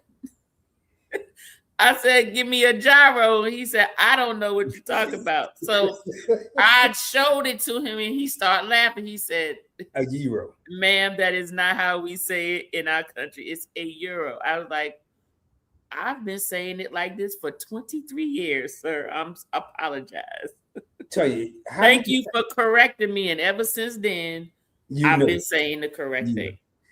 How many times have you teased me about where I grew up in Arkansas? Imagine me going where I tease you all the time, Arkansas. Yeah.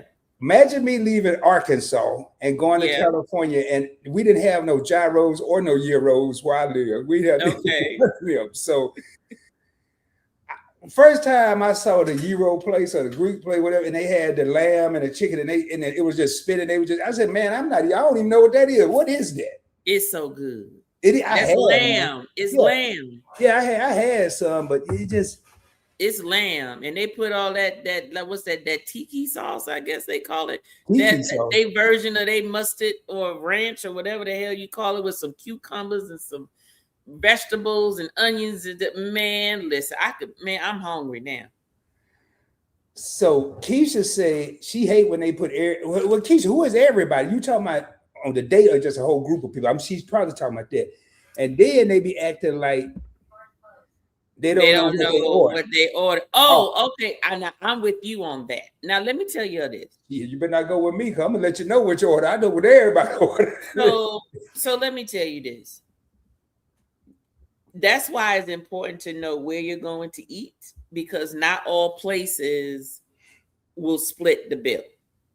They're gonna give you one bill and y'all figure it out. If y'all wanna pile up If it's 8 of y'all and y'all want to put 8 credit cards or whatever on top of the check, they will split it 8 ways if that's what you want, or you gotta, whatever. But they are not splitting checks. Those type of places, I do not go with people who I don't trust. Meaning trust with my money. Because places like that, most of the time, you gotta trust that, okay, I'm gonna put all of this on my card. I'm gonna pay for it, and then y'all gonna Zelle me what you owe me. And that's when people start forgetting, like, well, no, I didn't get this, I got that and stuff. Just like Keisha said, they don't know what they ordered. Oh, you know what the hell you ordered, So yeah, I don't do those places with people that I don't trust. See, I don't like that either, but that's why I tell them earlier, hey, this all separate. I don't care. This separate. I ain't talking no date. I'm talking a group of people. Hey, that make sure you got ours right. All these other people here, I ain't got nothing to do with it. Hey, you know what they'll tell you? I just thought of something. When I was younger, man, and not so financially blessed, man, don't y'all be tripping. I ain't talking about now, but back in the day, I used to cringe when all I had calculated was dinner. And that waiter, waitress or waiter always had that terrible question. Would you like some appetizer? I'd be like, please don't want no appetizer. You said no? Hell, I only had money for the dinner. Tanya, I ain't have money for no appetizer, dessert. And I say, quick, what would you like to drink? So, ice water. Free ass ice water. Right. Or you could just tell them, I don't want an appetizer. It's gonna ruin up my meal. I just want my meal. Thank you. It wasn't me that was a problem back in the day. It was the person that I don't like appetizers because it does mess with my meal. It does. Yeah. But I'm not going to deprive. Hold up. Keisha said she prefer to eat at home anyway. She don't even want to go out. You said she don't want to go out. That's what she said. She prefer to eat at home anyway. Hey, thank you, Lynn. I saw that belated birthday. Lynn said, I don't know what that was about. Lynn said she's a Leo too. Yeah. Oh, really? When your birthday? My grandson's birthday was yesterday. Lynn said whoever that was didn't pass the test. I don't even remember what happened, Lynn. My husband would cover the entire bill. He would never ask for it to be split. He ain't gonna try to get his money back or nothing. Let me tell you something.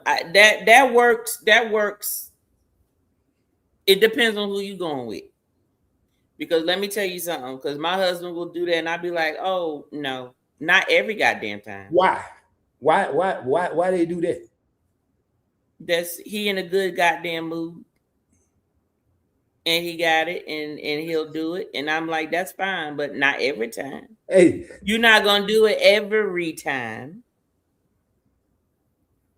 Now I see what Keisha's lad comment was said when we go and eat land for a party of 10. That's what I'm saying. You let me be stuck with a bill for a party of 10 at a goddamn steakhouse when the average bill is about $150, $200 per person. You do that goddamn math. I don't think so. You know, the first time I went to a restaurant that was a la carte, I was in a state of shock. I thought I was going to get CPR. Well, that's one of the steakhouses that I'm saying. And I mean, I'll go and I'll eat at places. I used to go to Sizzler. But the thing is, let me tell you something. Most of the time, people get more than what they need anyway. If you go to the a la carte restaurants, most of the time the entree is big enough just for you.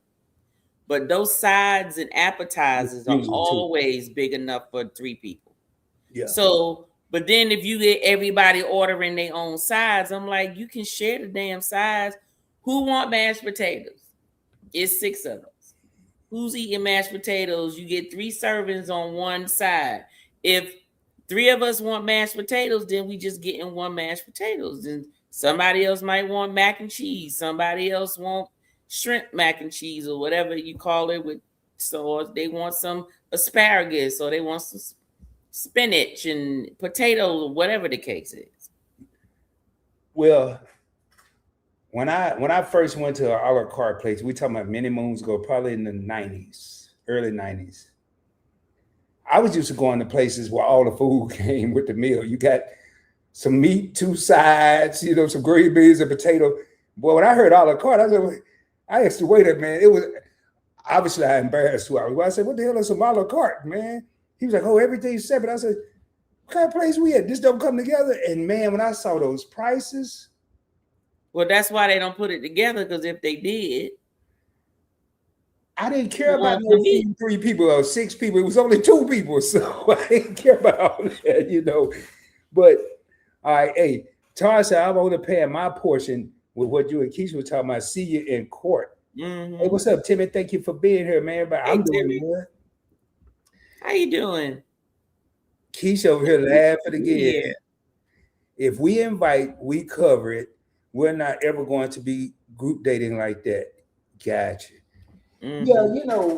Yeah, I think it's good to have friends. Say if you're a married. Well, if everybody is agreeing to go out, that's not an invite. Yeah, but I think what Lynn is saying, if we invite, we cover it. Oh, of course. Well, that goes back to if I invite you out, I'm paying. Hey, I'm like Keisha, Lynn said we treat our family and friends very well. Hey. Let me tell you something, Lynn. I agree with you wholeheartedly. I've done that, and guess what? I'm not being taken advantage of. So folk gonna have to reciprocate. Usually when that happened too, man, a lot of times it's probably not even discussed. A lot of times they be hoping you're gonna cover it because they're used to that. Well, see, I'm like what Keisha is saying in the next comment.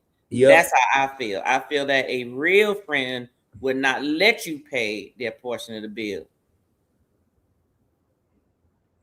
And exactly. I agree, Keisha. I agree 100%. And 2 good friends gonna already have that understanding. 2 male friends, female friends. I have a friend out here. We go to a spot. He's like, "Hey, man, it's on me," and I was like, "All right, cool." And next time, I know the next time it's gonna be on me. I'm not gonna get amnesia. And I am doing great. Just working on a race car. Okay, cool. Okay, working on a race car. Then what kind of race car? Timmy always working on a race car. He got a couple of them. Timmy, what you got? He does everything. Yep, I hear you. All right.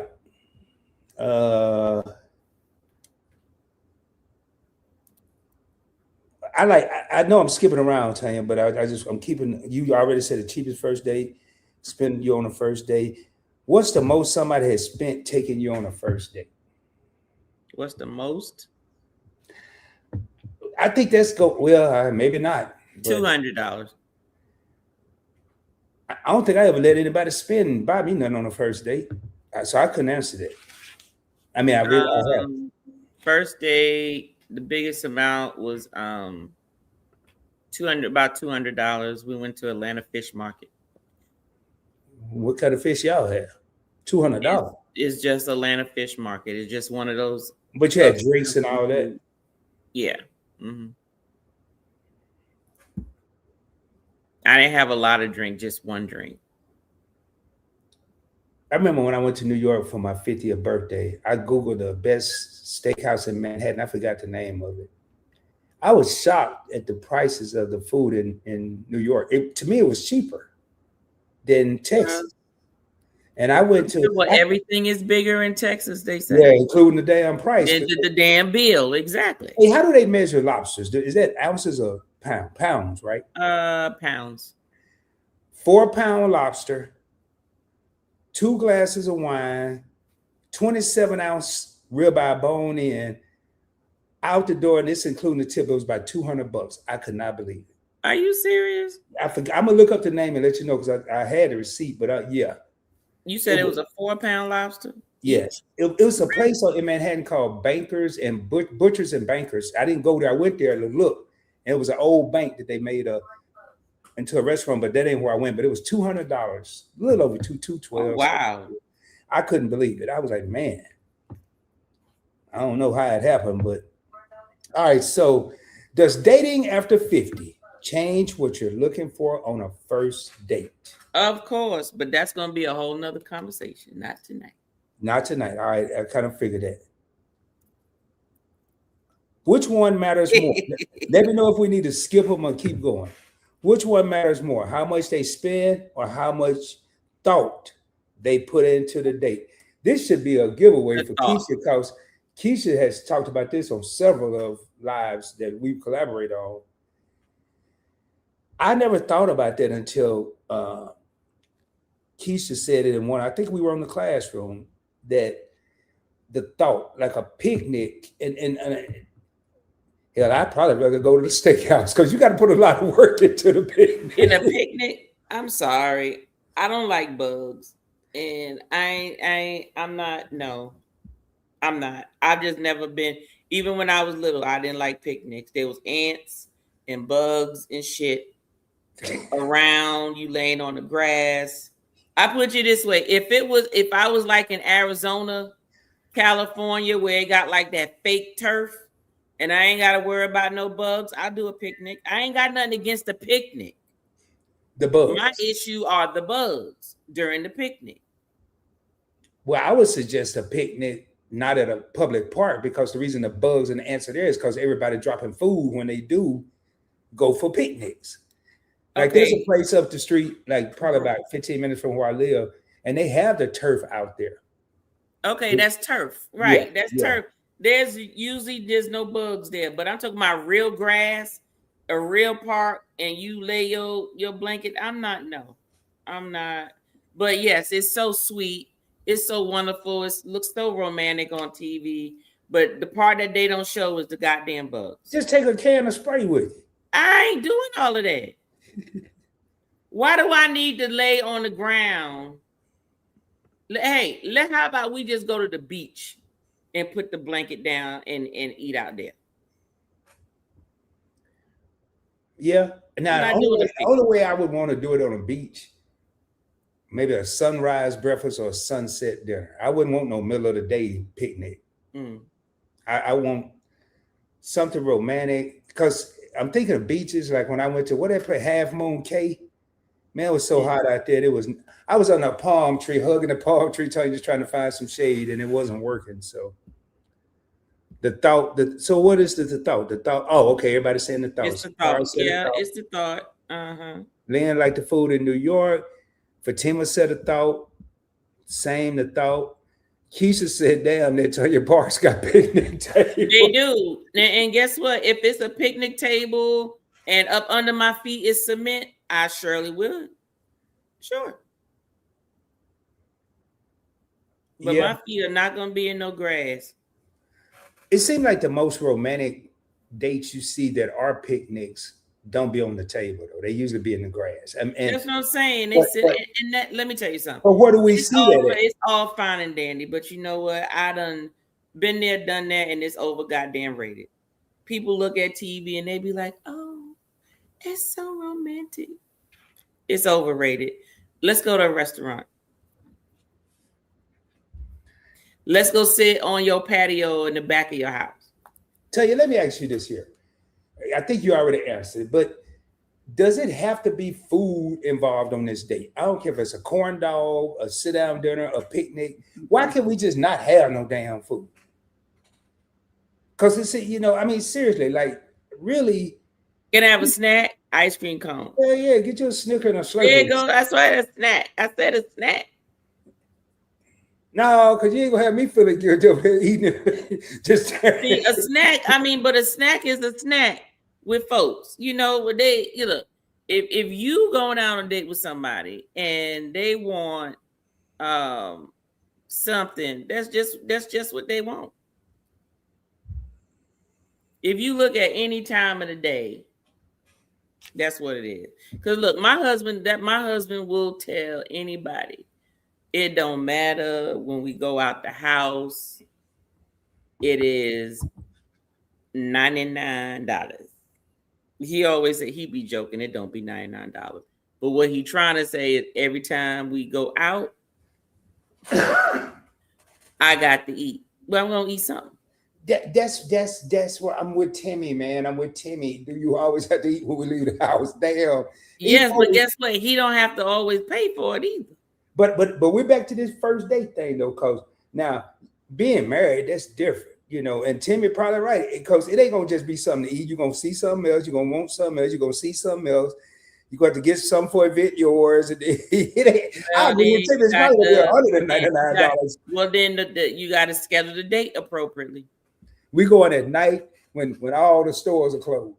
No, because then that to me is a damn booty call. Nope.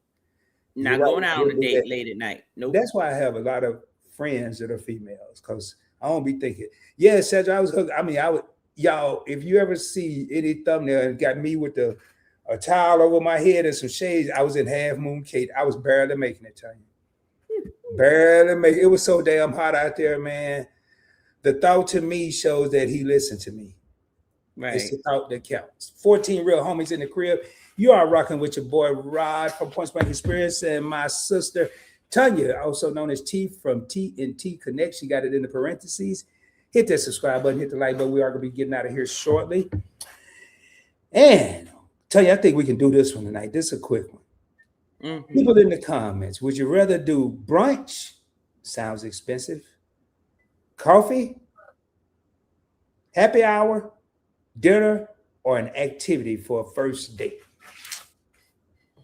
We already know your ass got to eat, so activity ain't gonna work. We can do the activity. Just know all I'm doing is working up an appetite. So have you ever noticed that the places got activities and food together? That food be super high. Well, you know what it is. It do, and then it be like finger food. It be some junk. I never forget. I took my daughter for her 21st birthday. She wanted her and her friends to go to this new place, not too far from here, is up in Paces Ferry, and it's a place where they got all the arcade games and activities and miniature golf, like everything. It's just a place where you just play. And she brought, I think it was 8 of them. That included my daughter, so it was like 7 of them. And we figured, oh yeah, we'll buy them food, blah, blah, blah, get them they cards and stuff for the arcade. That food that they had were like finger foods.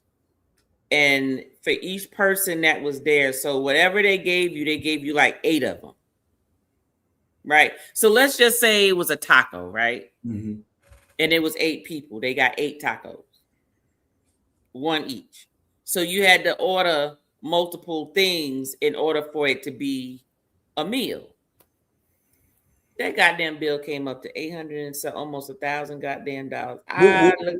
I looked at that bill and was like, honey.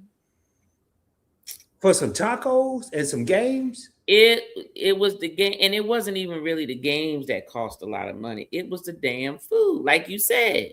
Yeah, little finger food, and they give you the bare minimum of them, and they high as I don't know what. And I'm like, this is some bullshit. So that was that one and done, and I'm like, I ain't going back there no more.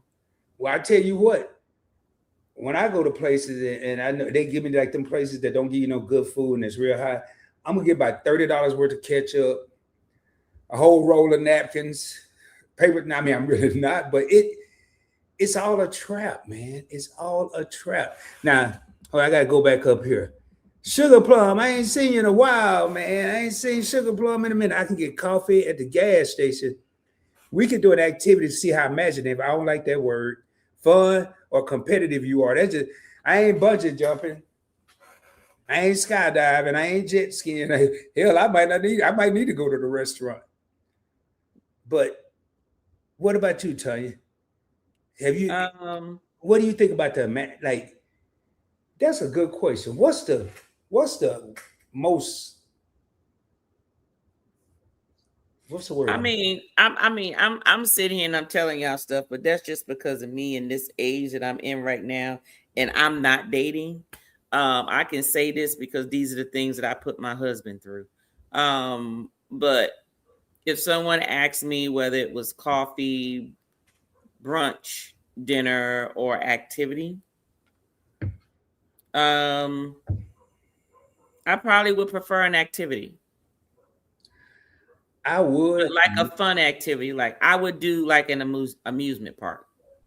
I love amusement park. I would do an amusement park. You ride roller coasters? Yep, roller coasters.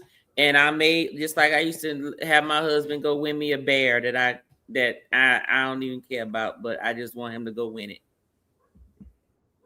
I got to tell you, depending on how much time it wasn't even a date, but I went to Big Bear in California. That was a disaster. I don't like roller coasters. None of that. Even when you were younger? We ain't had no roller coasters while I lived in Arkansas. You had to go to Hot Springs to go to the only national park. I mean, the only amusement park I remember. You just missed out on everything.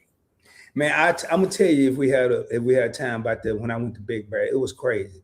So Keisha said you get the best of both worlds, and that's true. Activity with food, coffee for LGG, coffee, Dave and Buster's. Dave and Buster's, yep. Okay, there we go. Now, Dave and Buster's just be too loud. I want to play some Miss Pac-Man. What you mean it's too loud? The game. You got your age showing again. All right, I'll go, but I mean, it's fun. It's fun now. But Tanya, it's just loud and it's expensive. No, it's not. For you don't think so? I ain't talking about no $300, but all right, hold up. Everybody want to go to Dave and Buster's. Y'all please go because I think I got some stock in them. Y'all should go tomorrow. Go this weekend. Everybody go. All right. So my age along with dating experience, I'm tired of eating on first date. See, that's what I was saying right there. Let's go for midday coffee, tea. I gotta talk. I need to know what's going on in his head. That's the second time for Tim to mention in his head. We could eat. Wow, another time. Okay. I ain't messing with them state fairs. They expensive too. And you don't know if the damn thing gonna stand up or not. What and then you got the little drunk winos operating the damn equipment. I can't speak for the other states, but the Texas State Fair is off the chain. First of all, they got fried everything. I don't care about all that, but you got the Texas. Now that food off the chain now. Now I'll go for them food, the snacks and the stuff like that. You got Texas Oklahoma game that's played in the Cotton Bowl, and then you have the HBCU Grambling versus Prairie View every year during the State Fair and the Battle of the Bands. So it's actually worth it here. Okay. I don't know if the machine's falling apart, but well, Tanya, let me see. I think we had a good discussion tonight. Yeah, I don't know. I mean, we answered that. I think we know that. The impress you or introduce you. Mm-hmm. You know, one thing, and we ain't got to cover it, but one thing I'm thinking about is I look at the impress you. I wish I'd have thought of it earlier. How many people have had just awesome? I would have liked to hear about the great dates and some of the disastrous dates. You know, like, I mean, it's kind of late in the show now, but you got family in Houston and Dallas? Okay, cool. North and South Texas. I don't know nobody in no Texas. You know me? Well, yeah, y'all, you and YFC. But and me and YFC live. Matter of fact, this is gonna trip y'all out. The first time I met your favorite couple in person, we had talked for several times. We lived 25 minutes away from each other. And he said, hey man, he called me, he said, yeah, me and Kiki ready to be in your area. We're going to Dave and Buster's. It was a Saturday. I said, oh, okay, cool, man. Hope y'all have fun. I said, you know what? I'm gonna go over here and surprise him. He sent me a picture. I know what he's wearing. I don't really have to look for him. I went in there and walked. I snuck up behind Shelton and firmly put my hand on his shoulder, and I'm lucky I didn't get knocked out.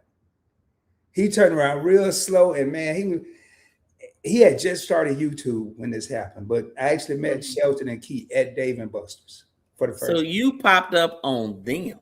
I'm one of the few people that popped up on YFC. Look, I'm waiting for a time where I can pop up on them so I can say I popped up on. He was, matter of fact, he screamed over all them loud ass machines to Key, hey, it's PBT, and I got pictures in my phone. I probably never show them because it was back in the day when I had the look. The look. What, with the antennas all over the place? I had the I don't know what they were, twisty, spongy things. Lord have mercy. That was just my YouTube look, tell you. And my barber wouldn't cut my hair. Sometimes I wore the fro. Hey man, that's where YouTube was just out there. What it look like now? Because you wear a cap on your head all the time. Is it bald? No, it's low. You don't see all this hair? I need to get. I don't see nothing. I just see a cap. You don't see, well, hell, I need to get a haircut. I ain't taking it out right now. Oh. Here, you want to know what it looked like? Let me see. I ain't got no pictures in here. Actually, yeah. I'll show you. You done seen what my hair look like. This is typically how I wear my hair. Let me find. I've only seen whatever gets shown on the screen. I've seen your hair. Each one of these, well, obviously this here is, well, I'm going to show you this one because this is not, my hair is usually low. Okay, so it's low. Okay. Taper fade. Okay. Yeah. Okay. So you got some salt and pepper up there. No, that's some shining. No, I ain't got, well, I did find. You said that's some shining. Oh, you ain't got no gray hair on your head? I found 3 strands over here the other day. And I know you fucking lying. I'm you serious. got gray hair on your head somewhere. Oh, for real. I got 3 strands of gray hair right over here. You dye your hair. I don't dye no hair. I ain't got time for all that shit, Tanya. I'm just blessed. Mm-hmm.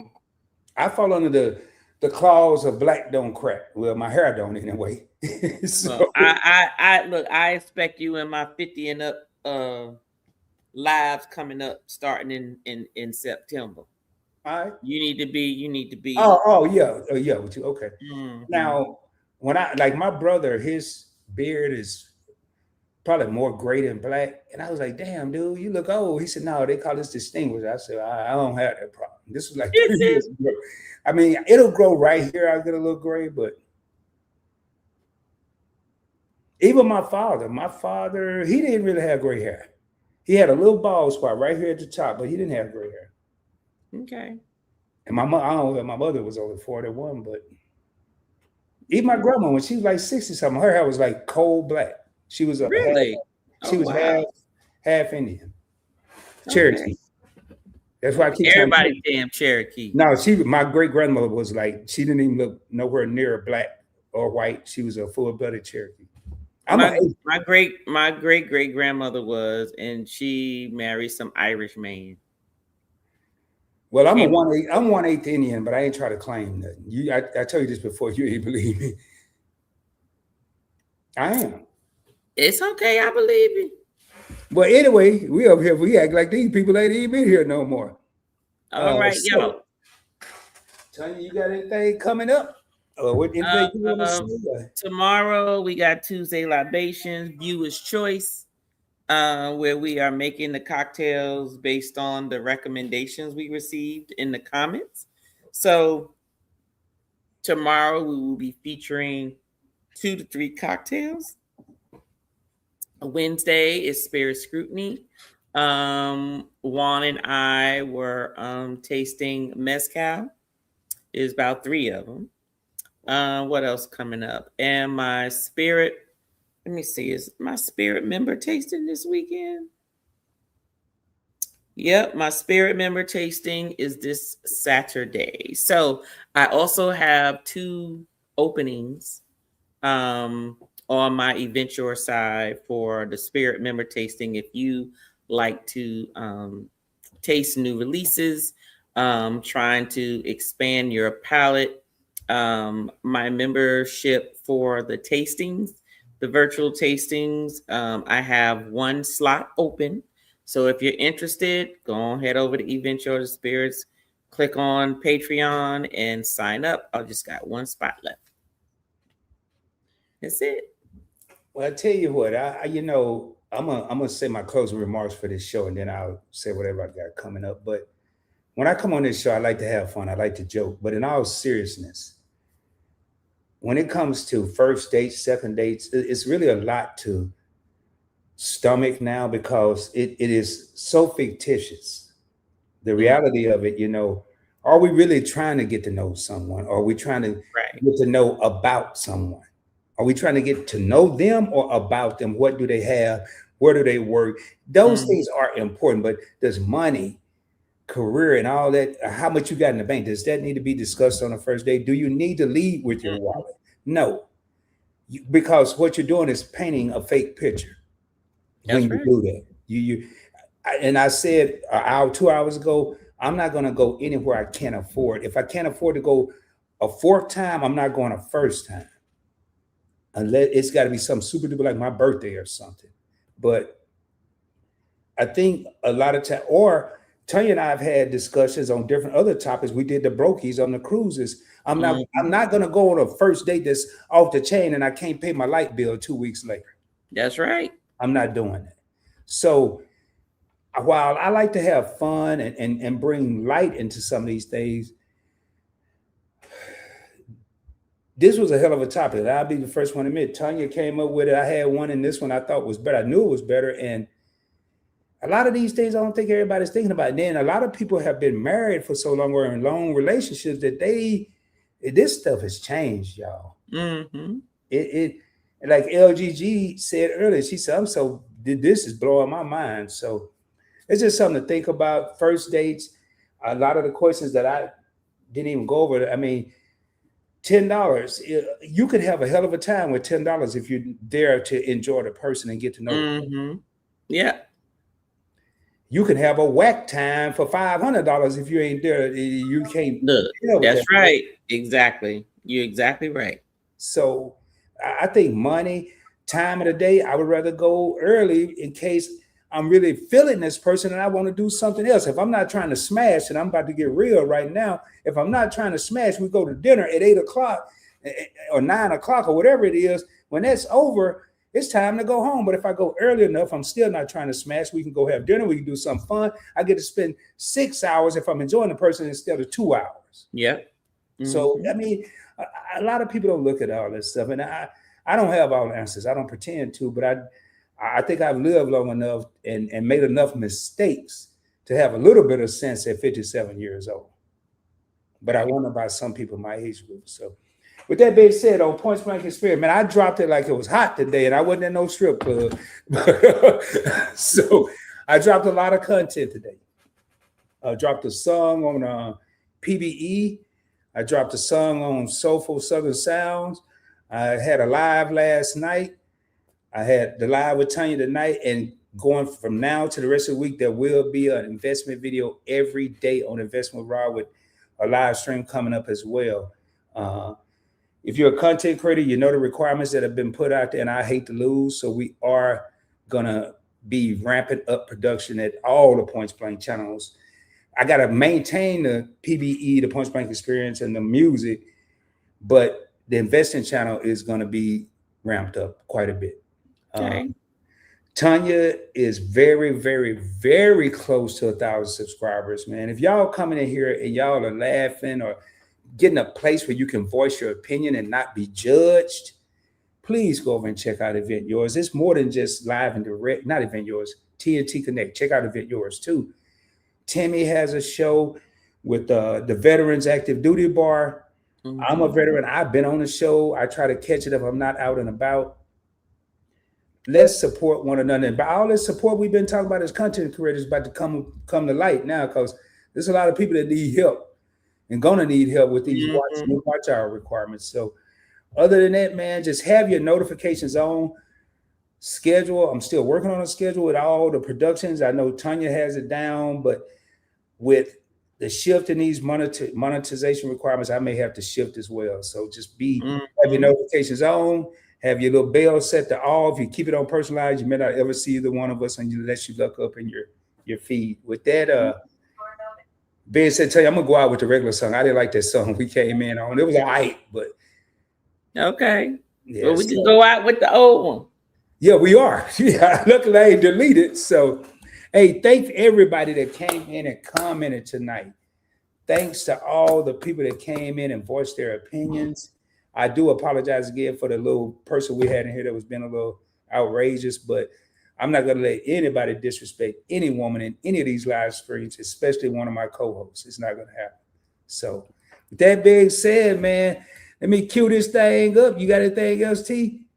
No, that is it. See y'all on the next one.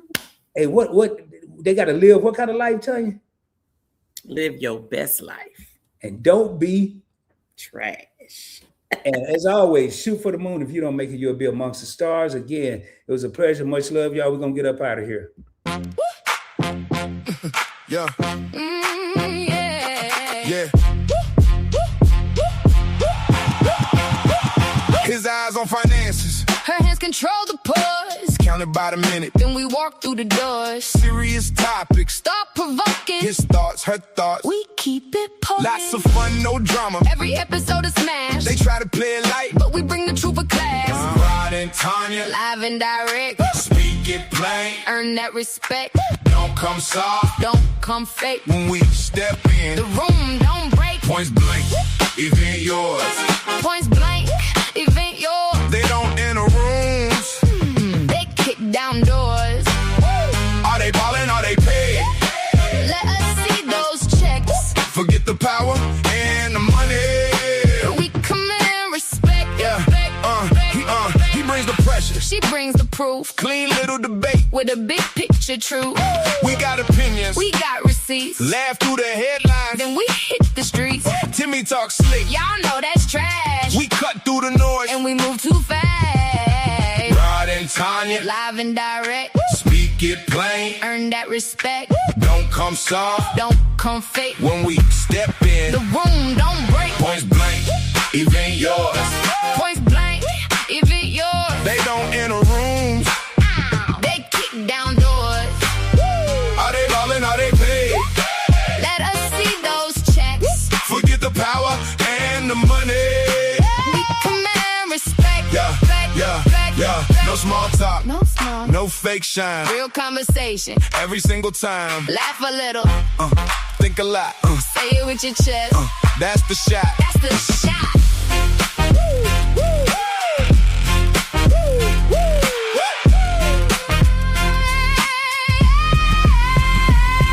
Points blank. Event yours. Points blank. Event yours. They don't enter rooms. They kick down doors. Are they ballin'? Are they paid? Let us see those checks. Forget the power and the money. Rod and Tanya live and direct.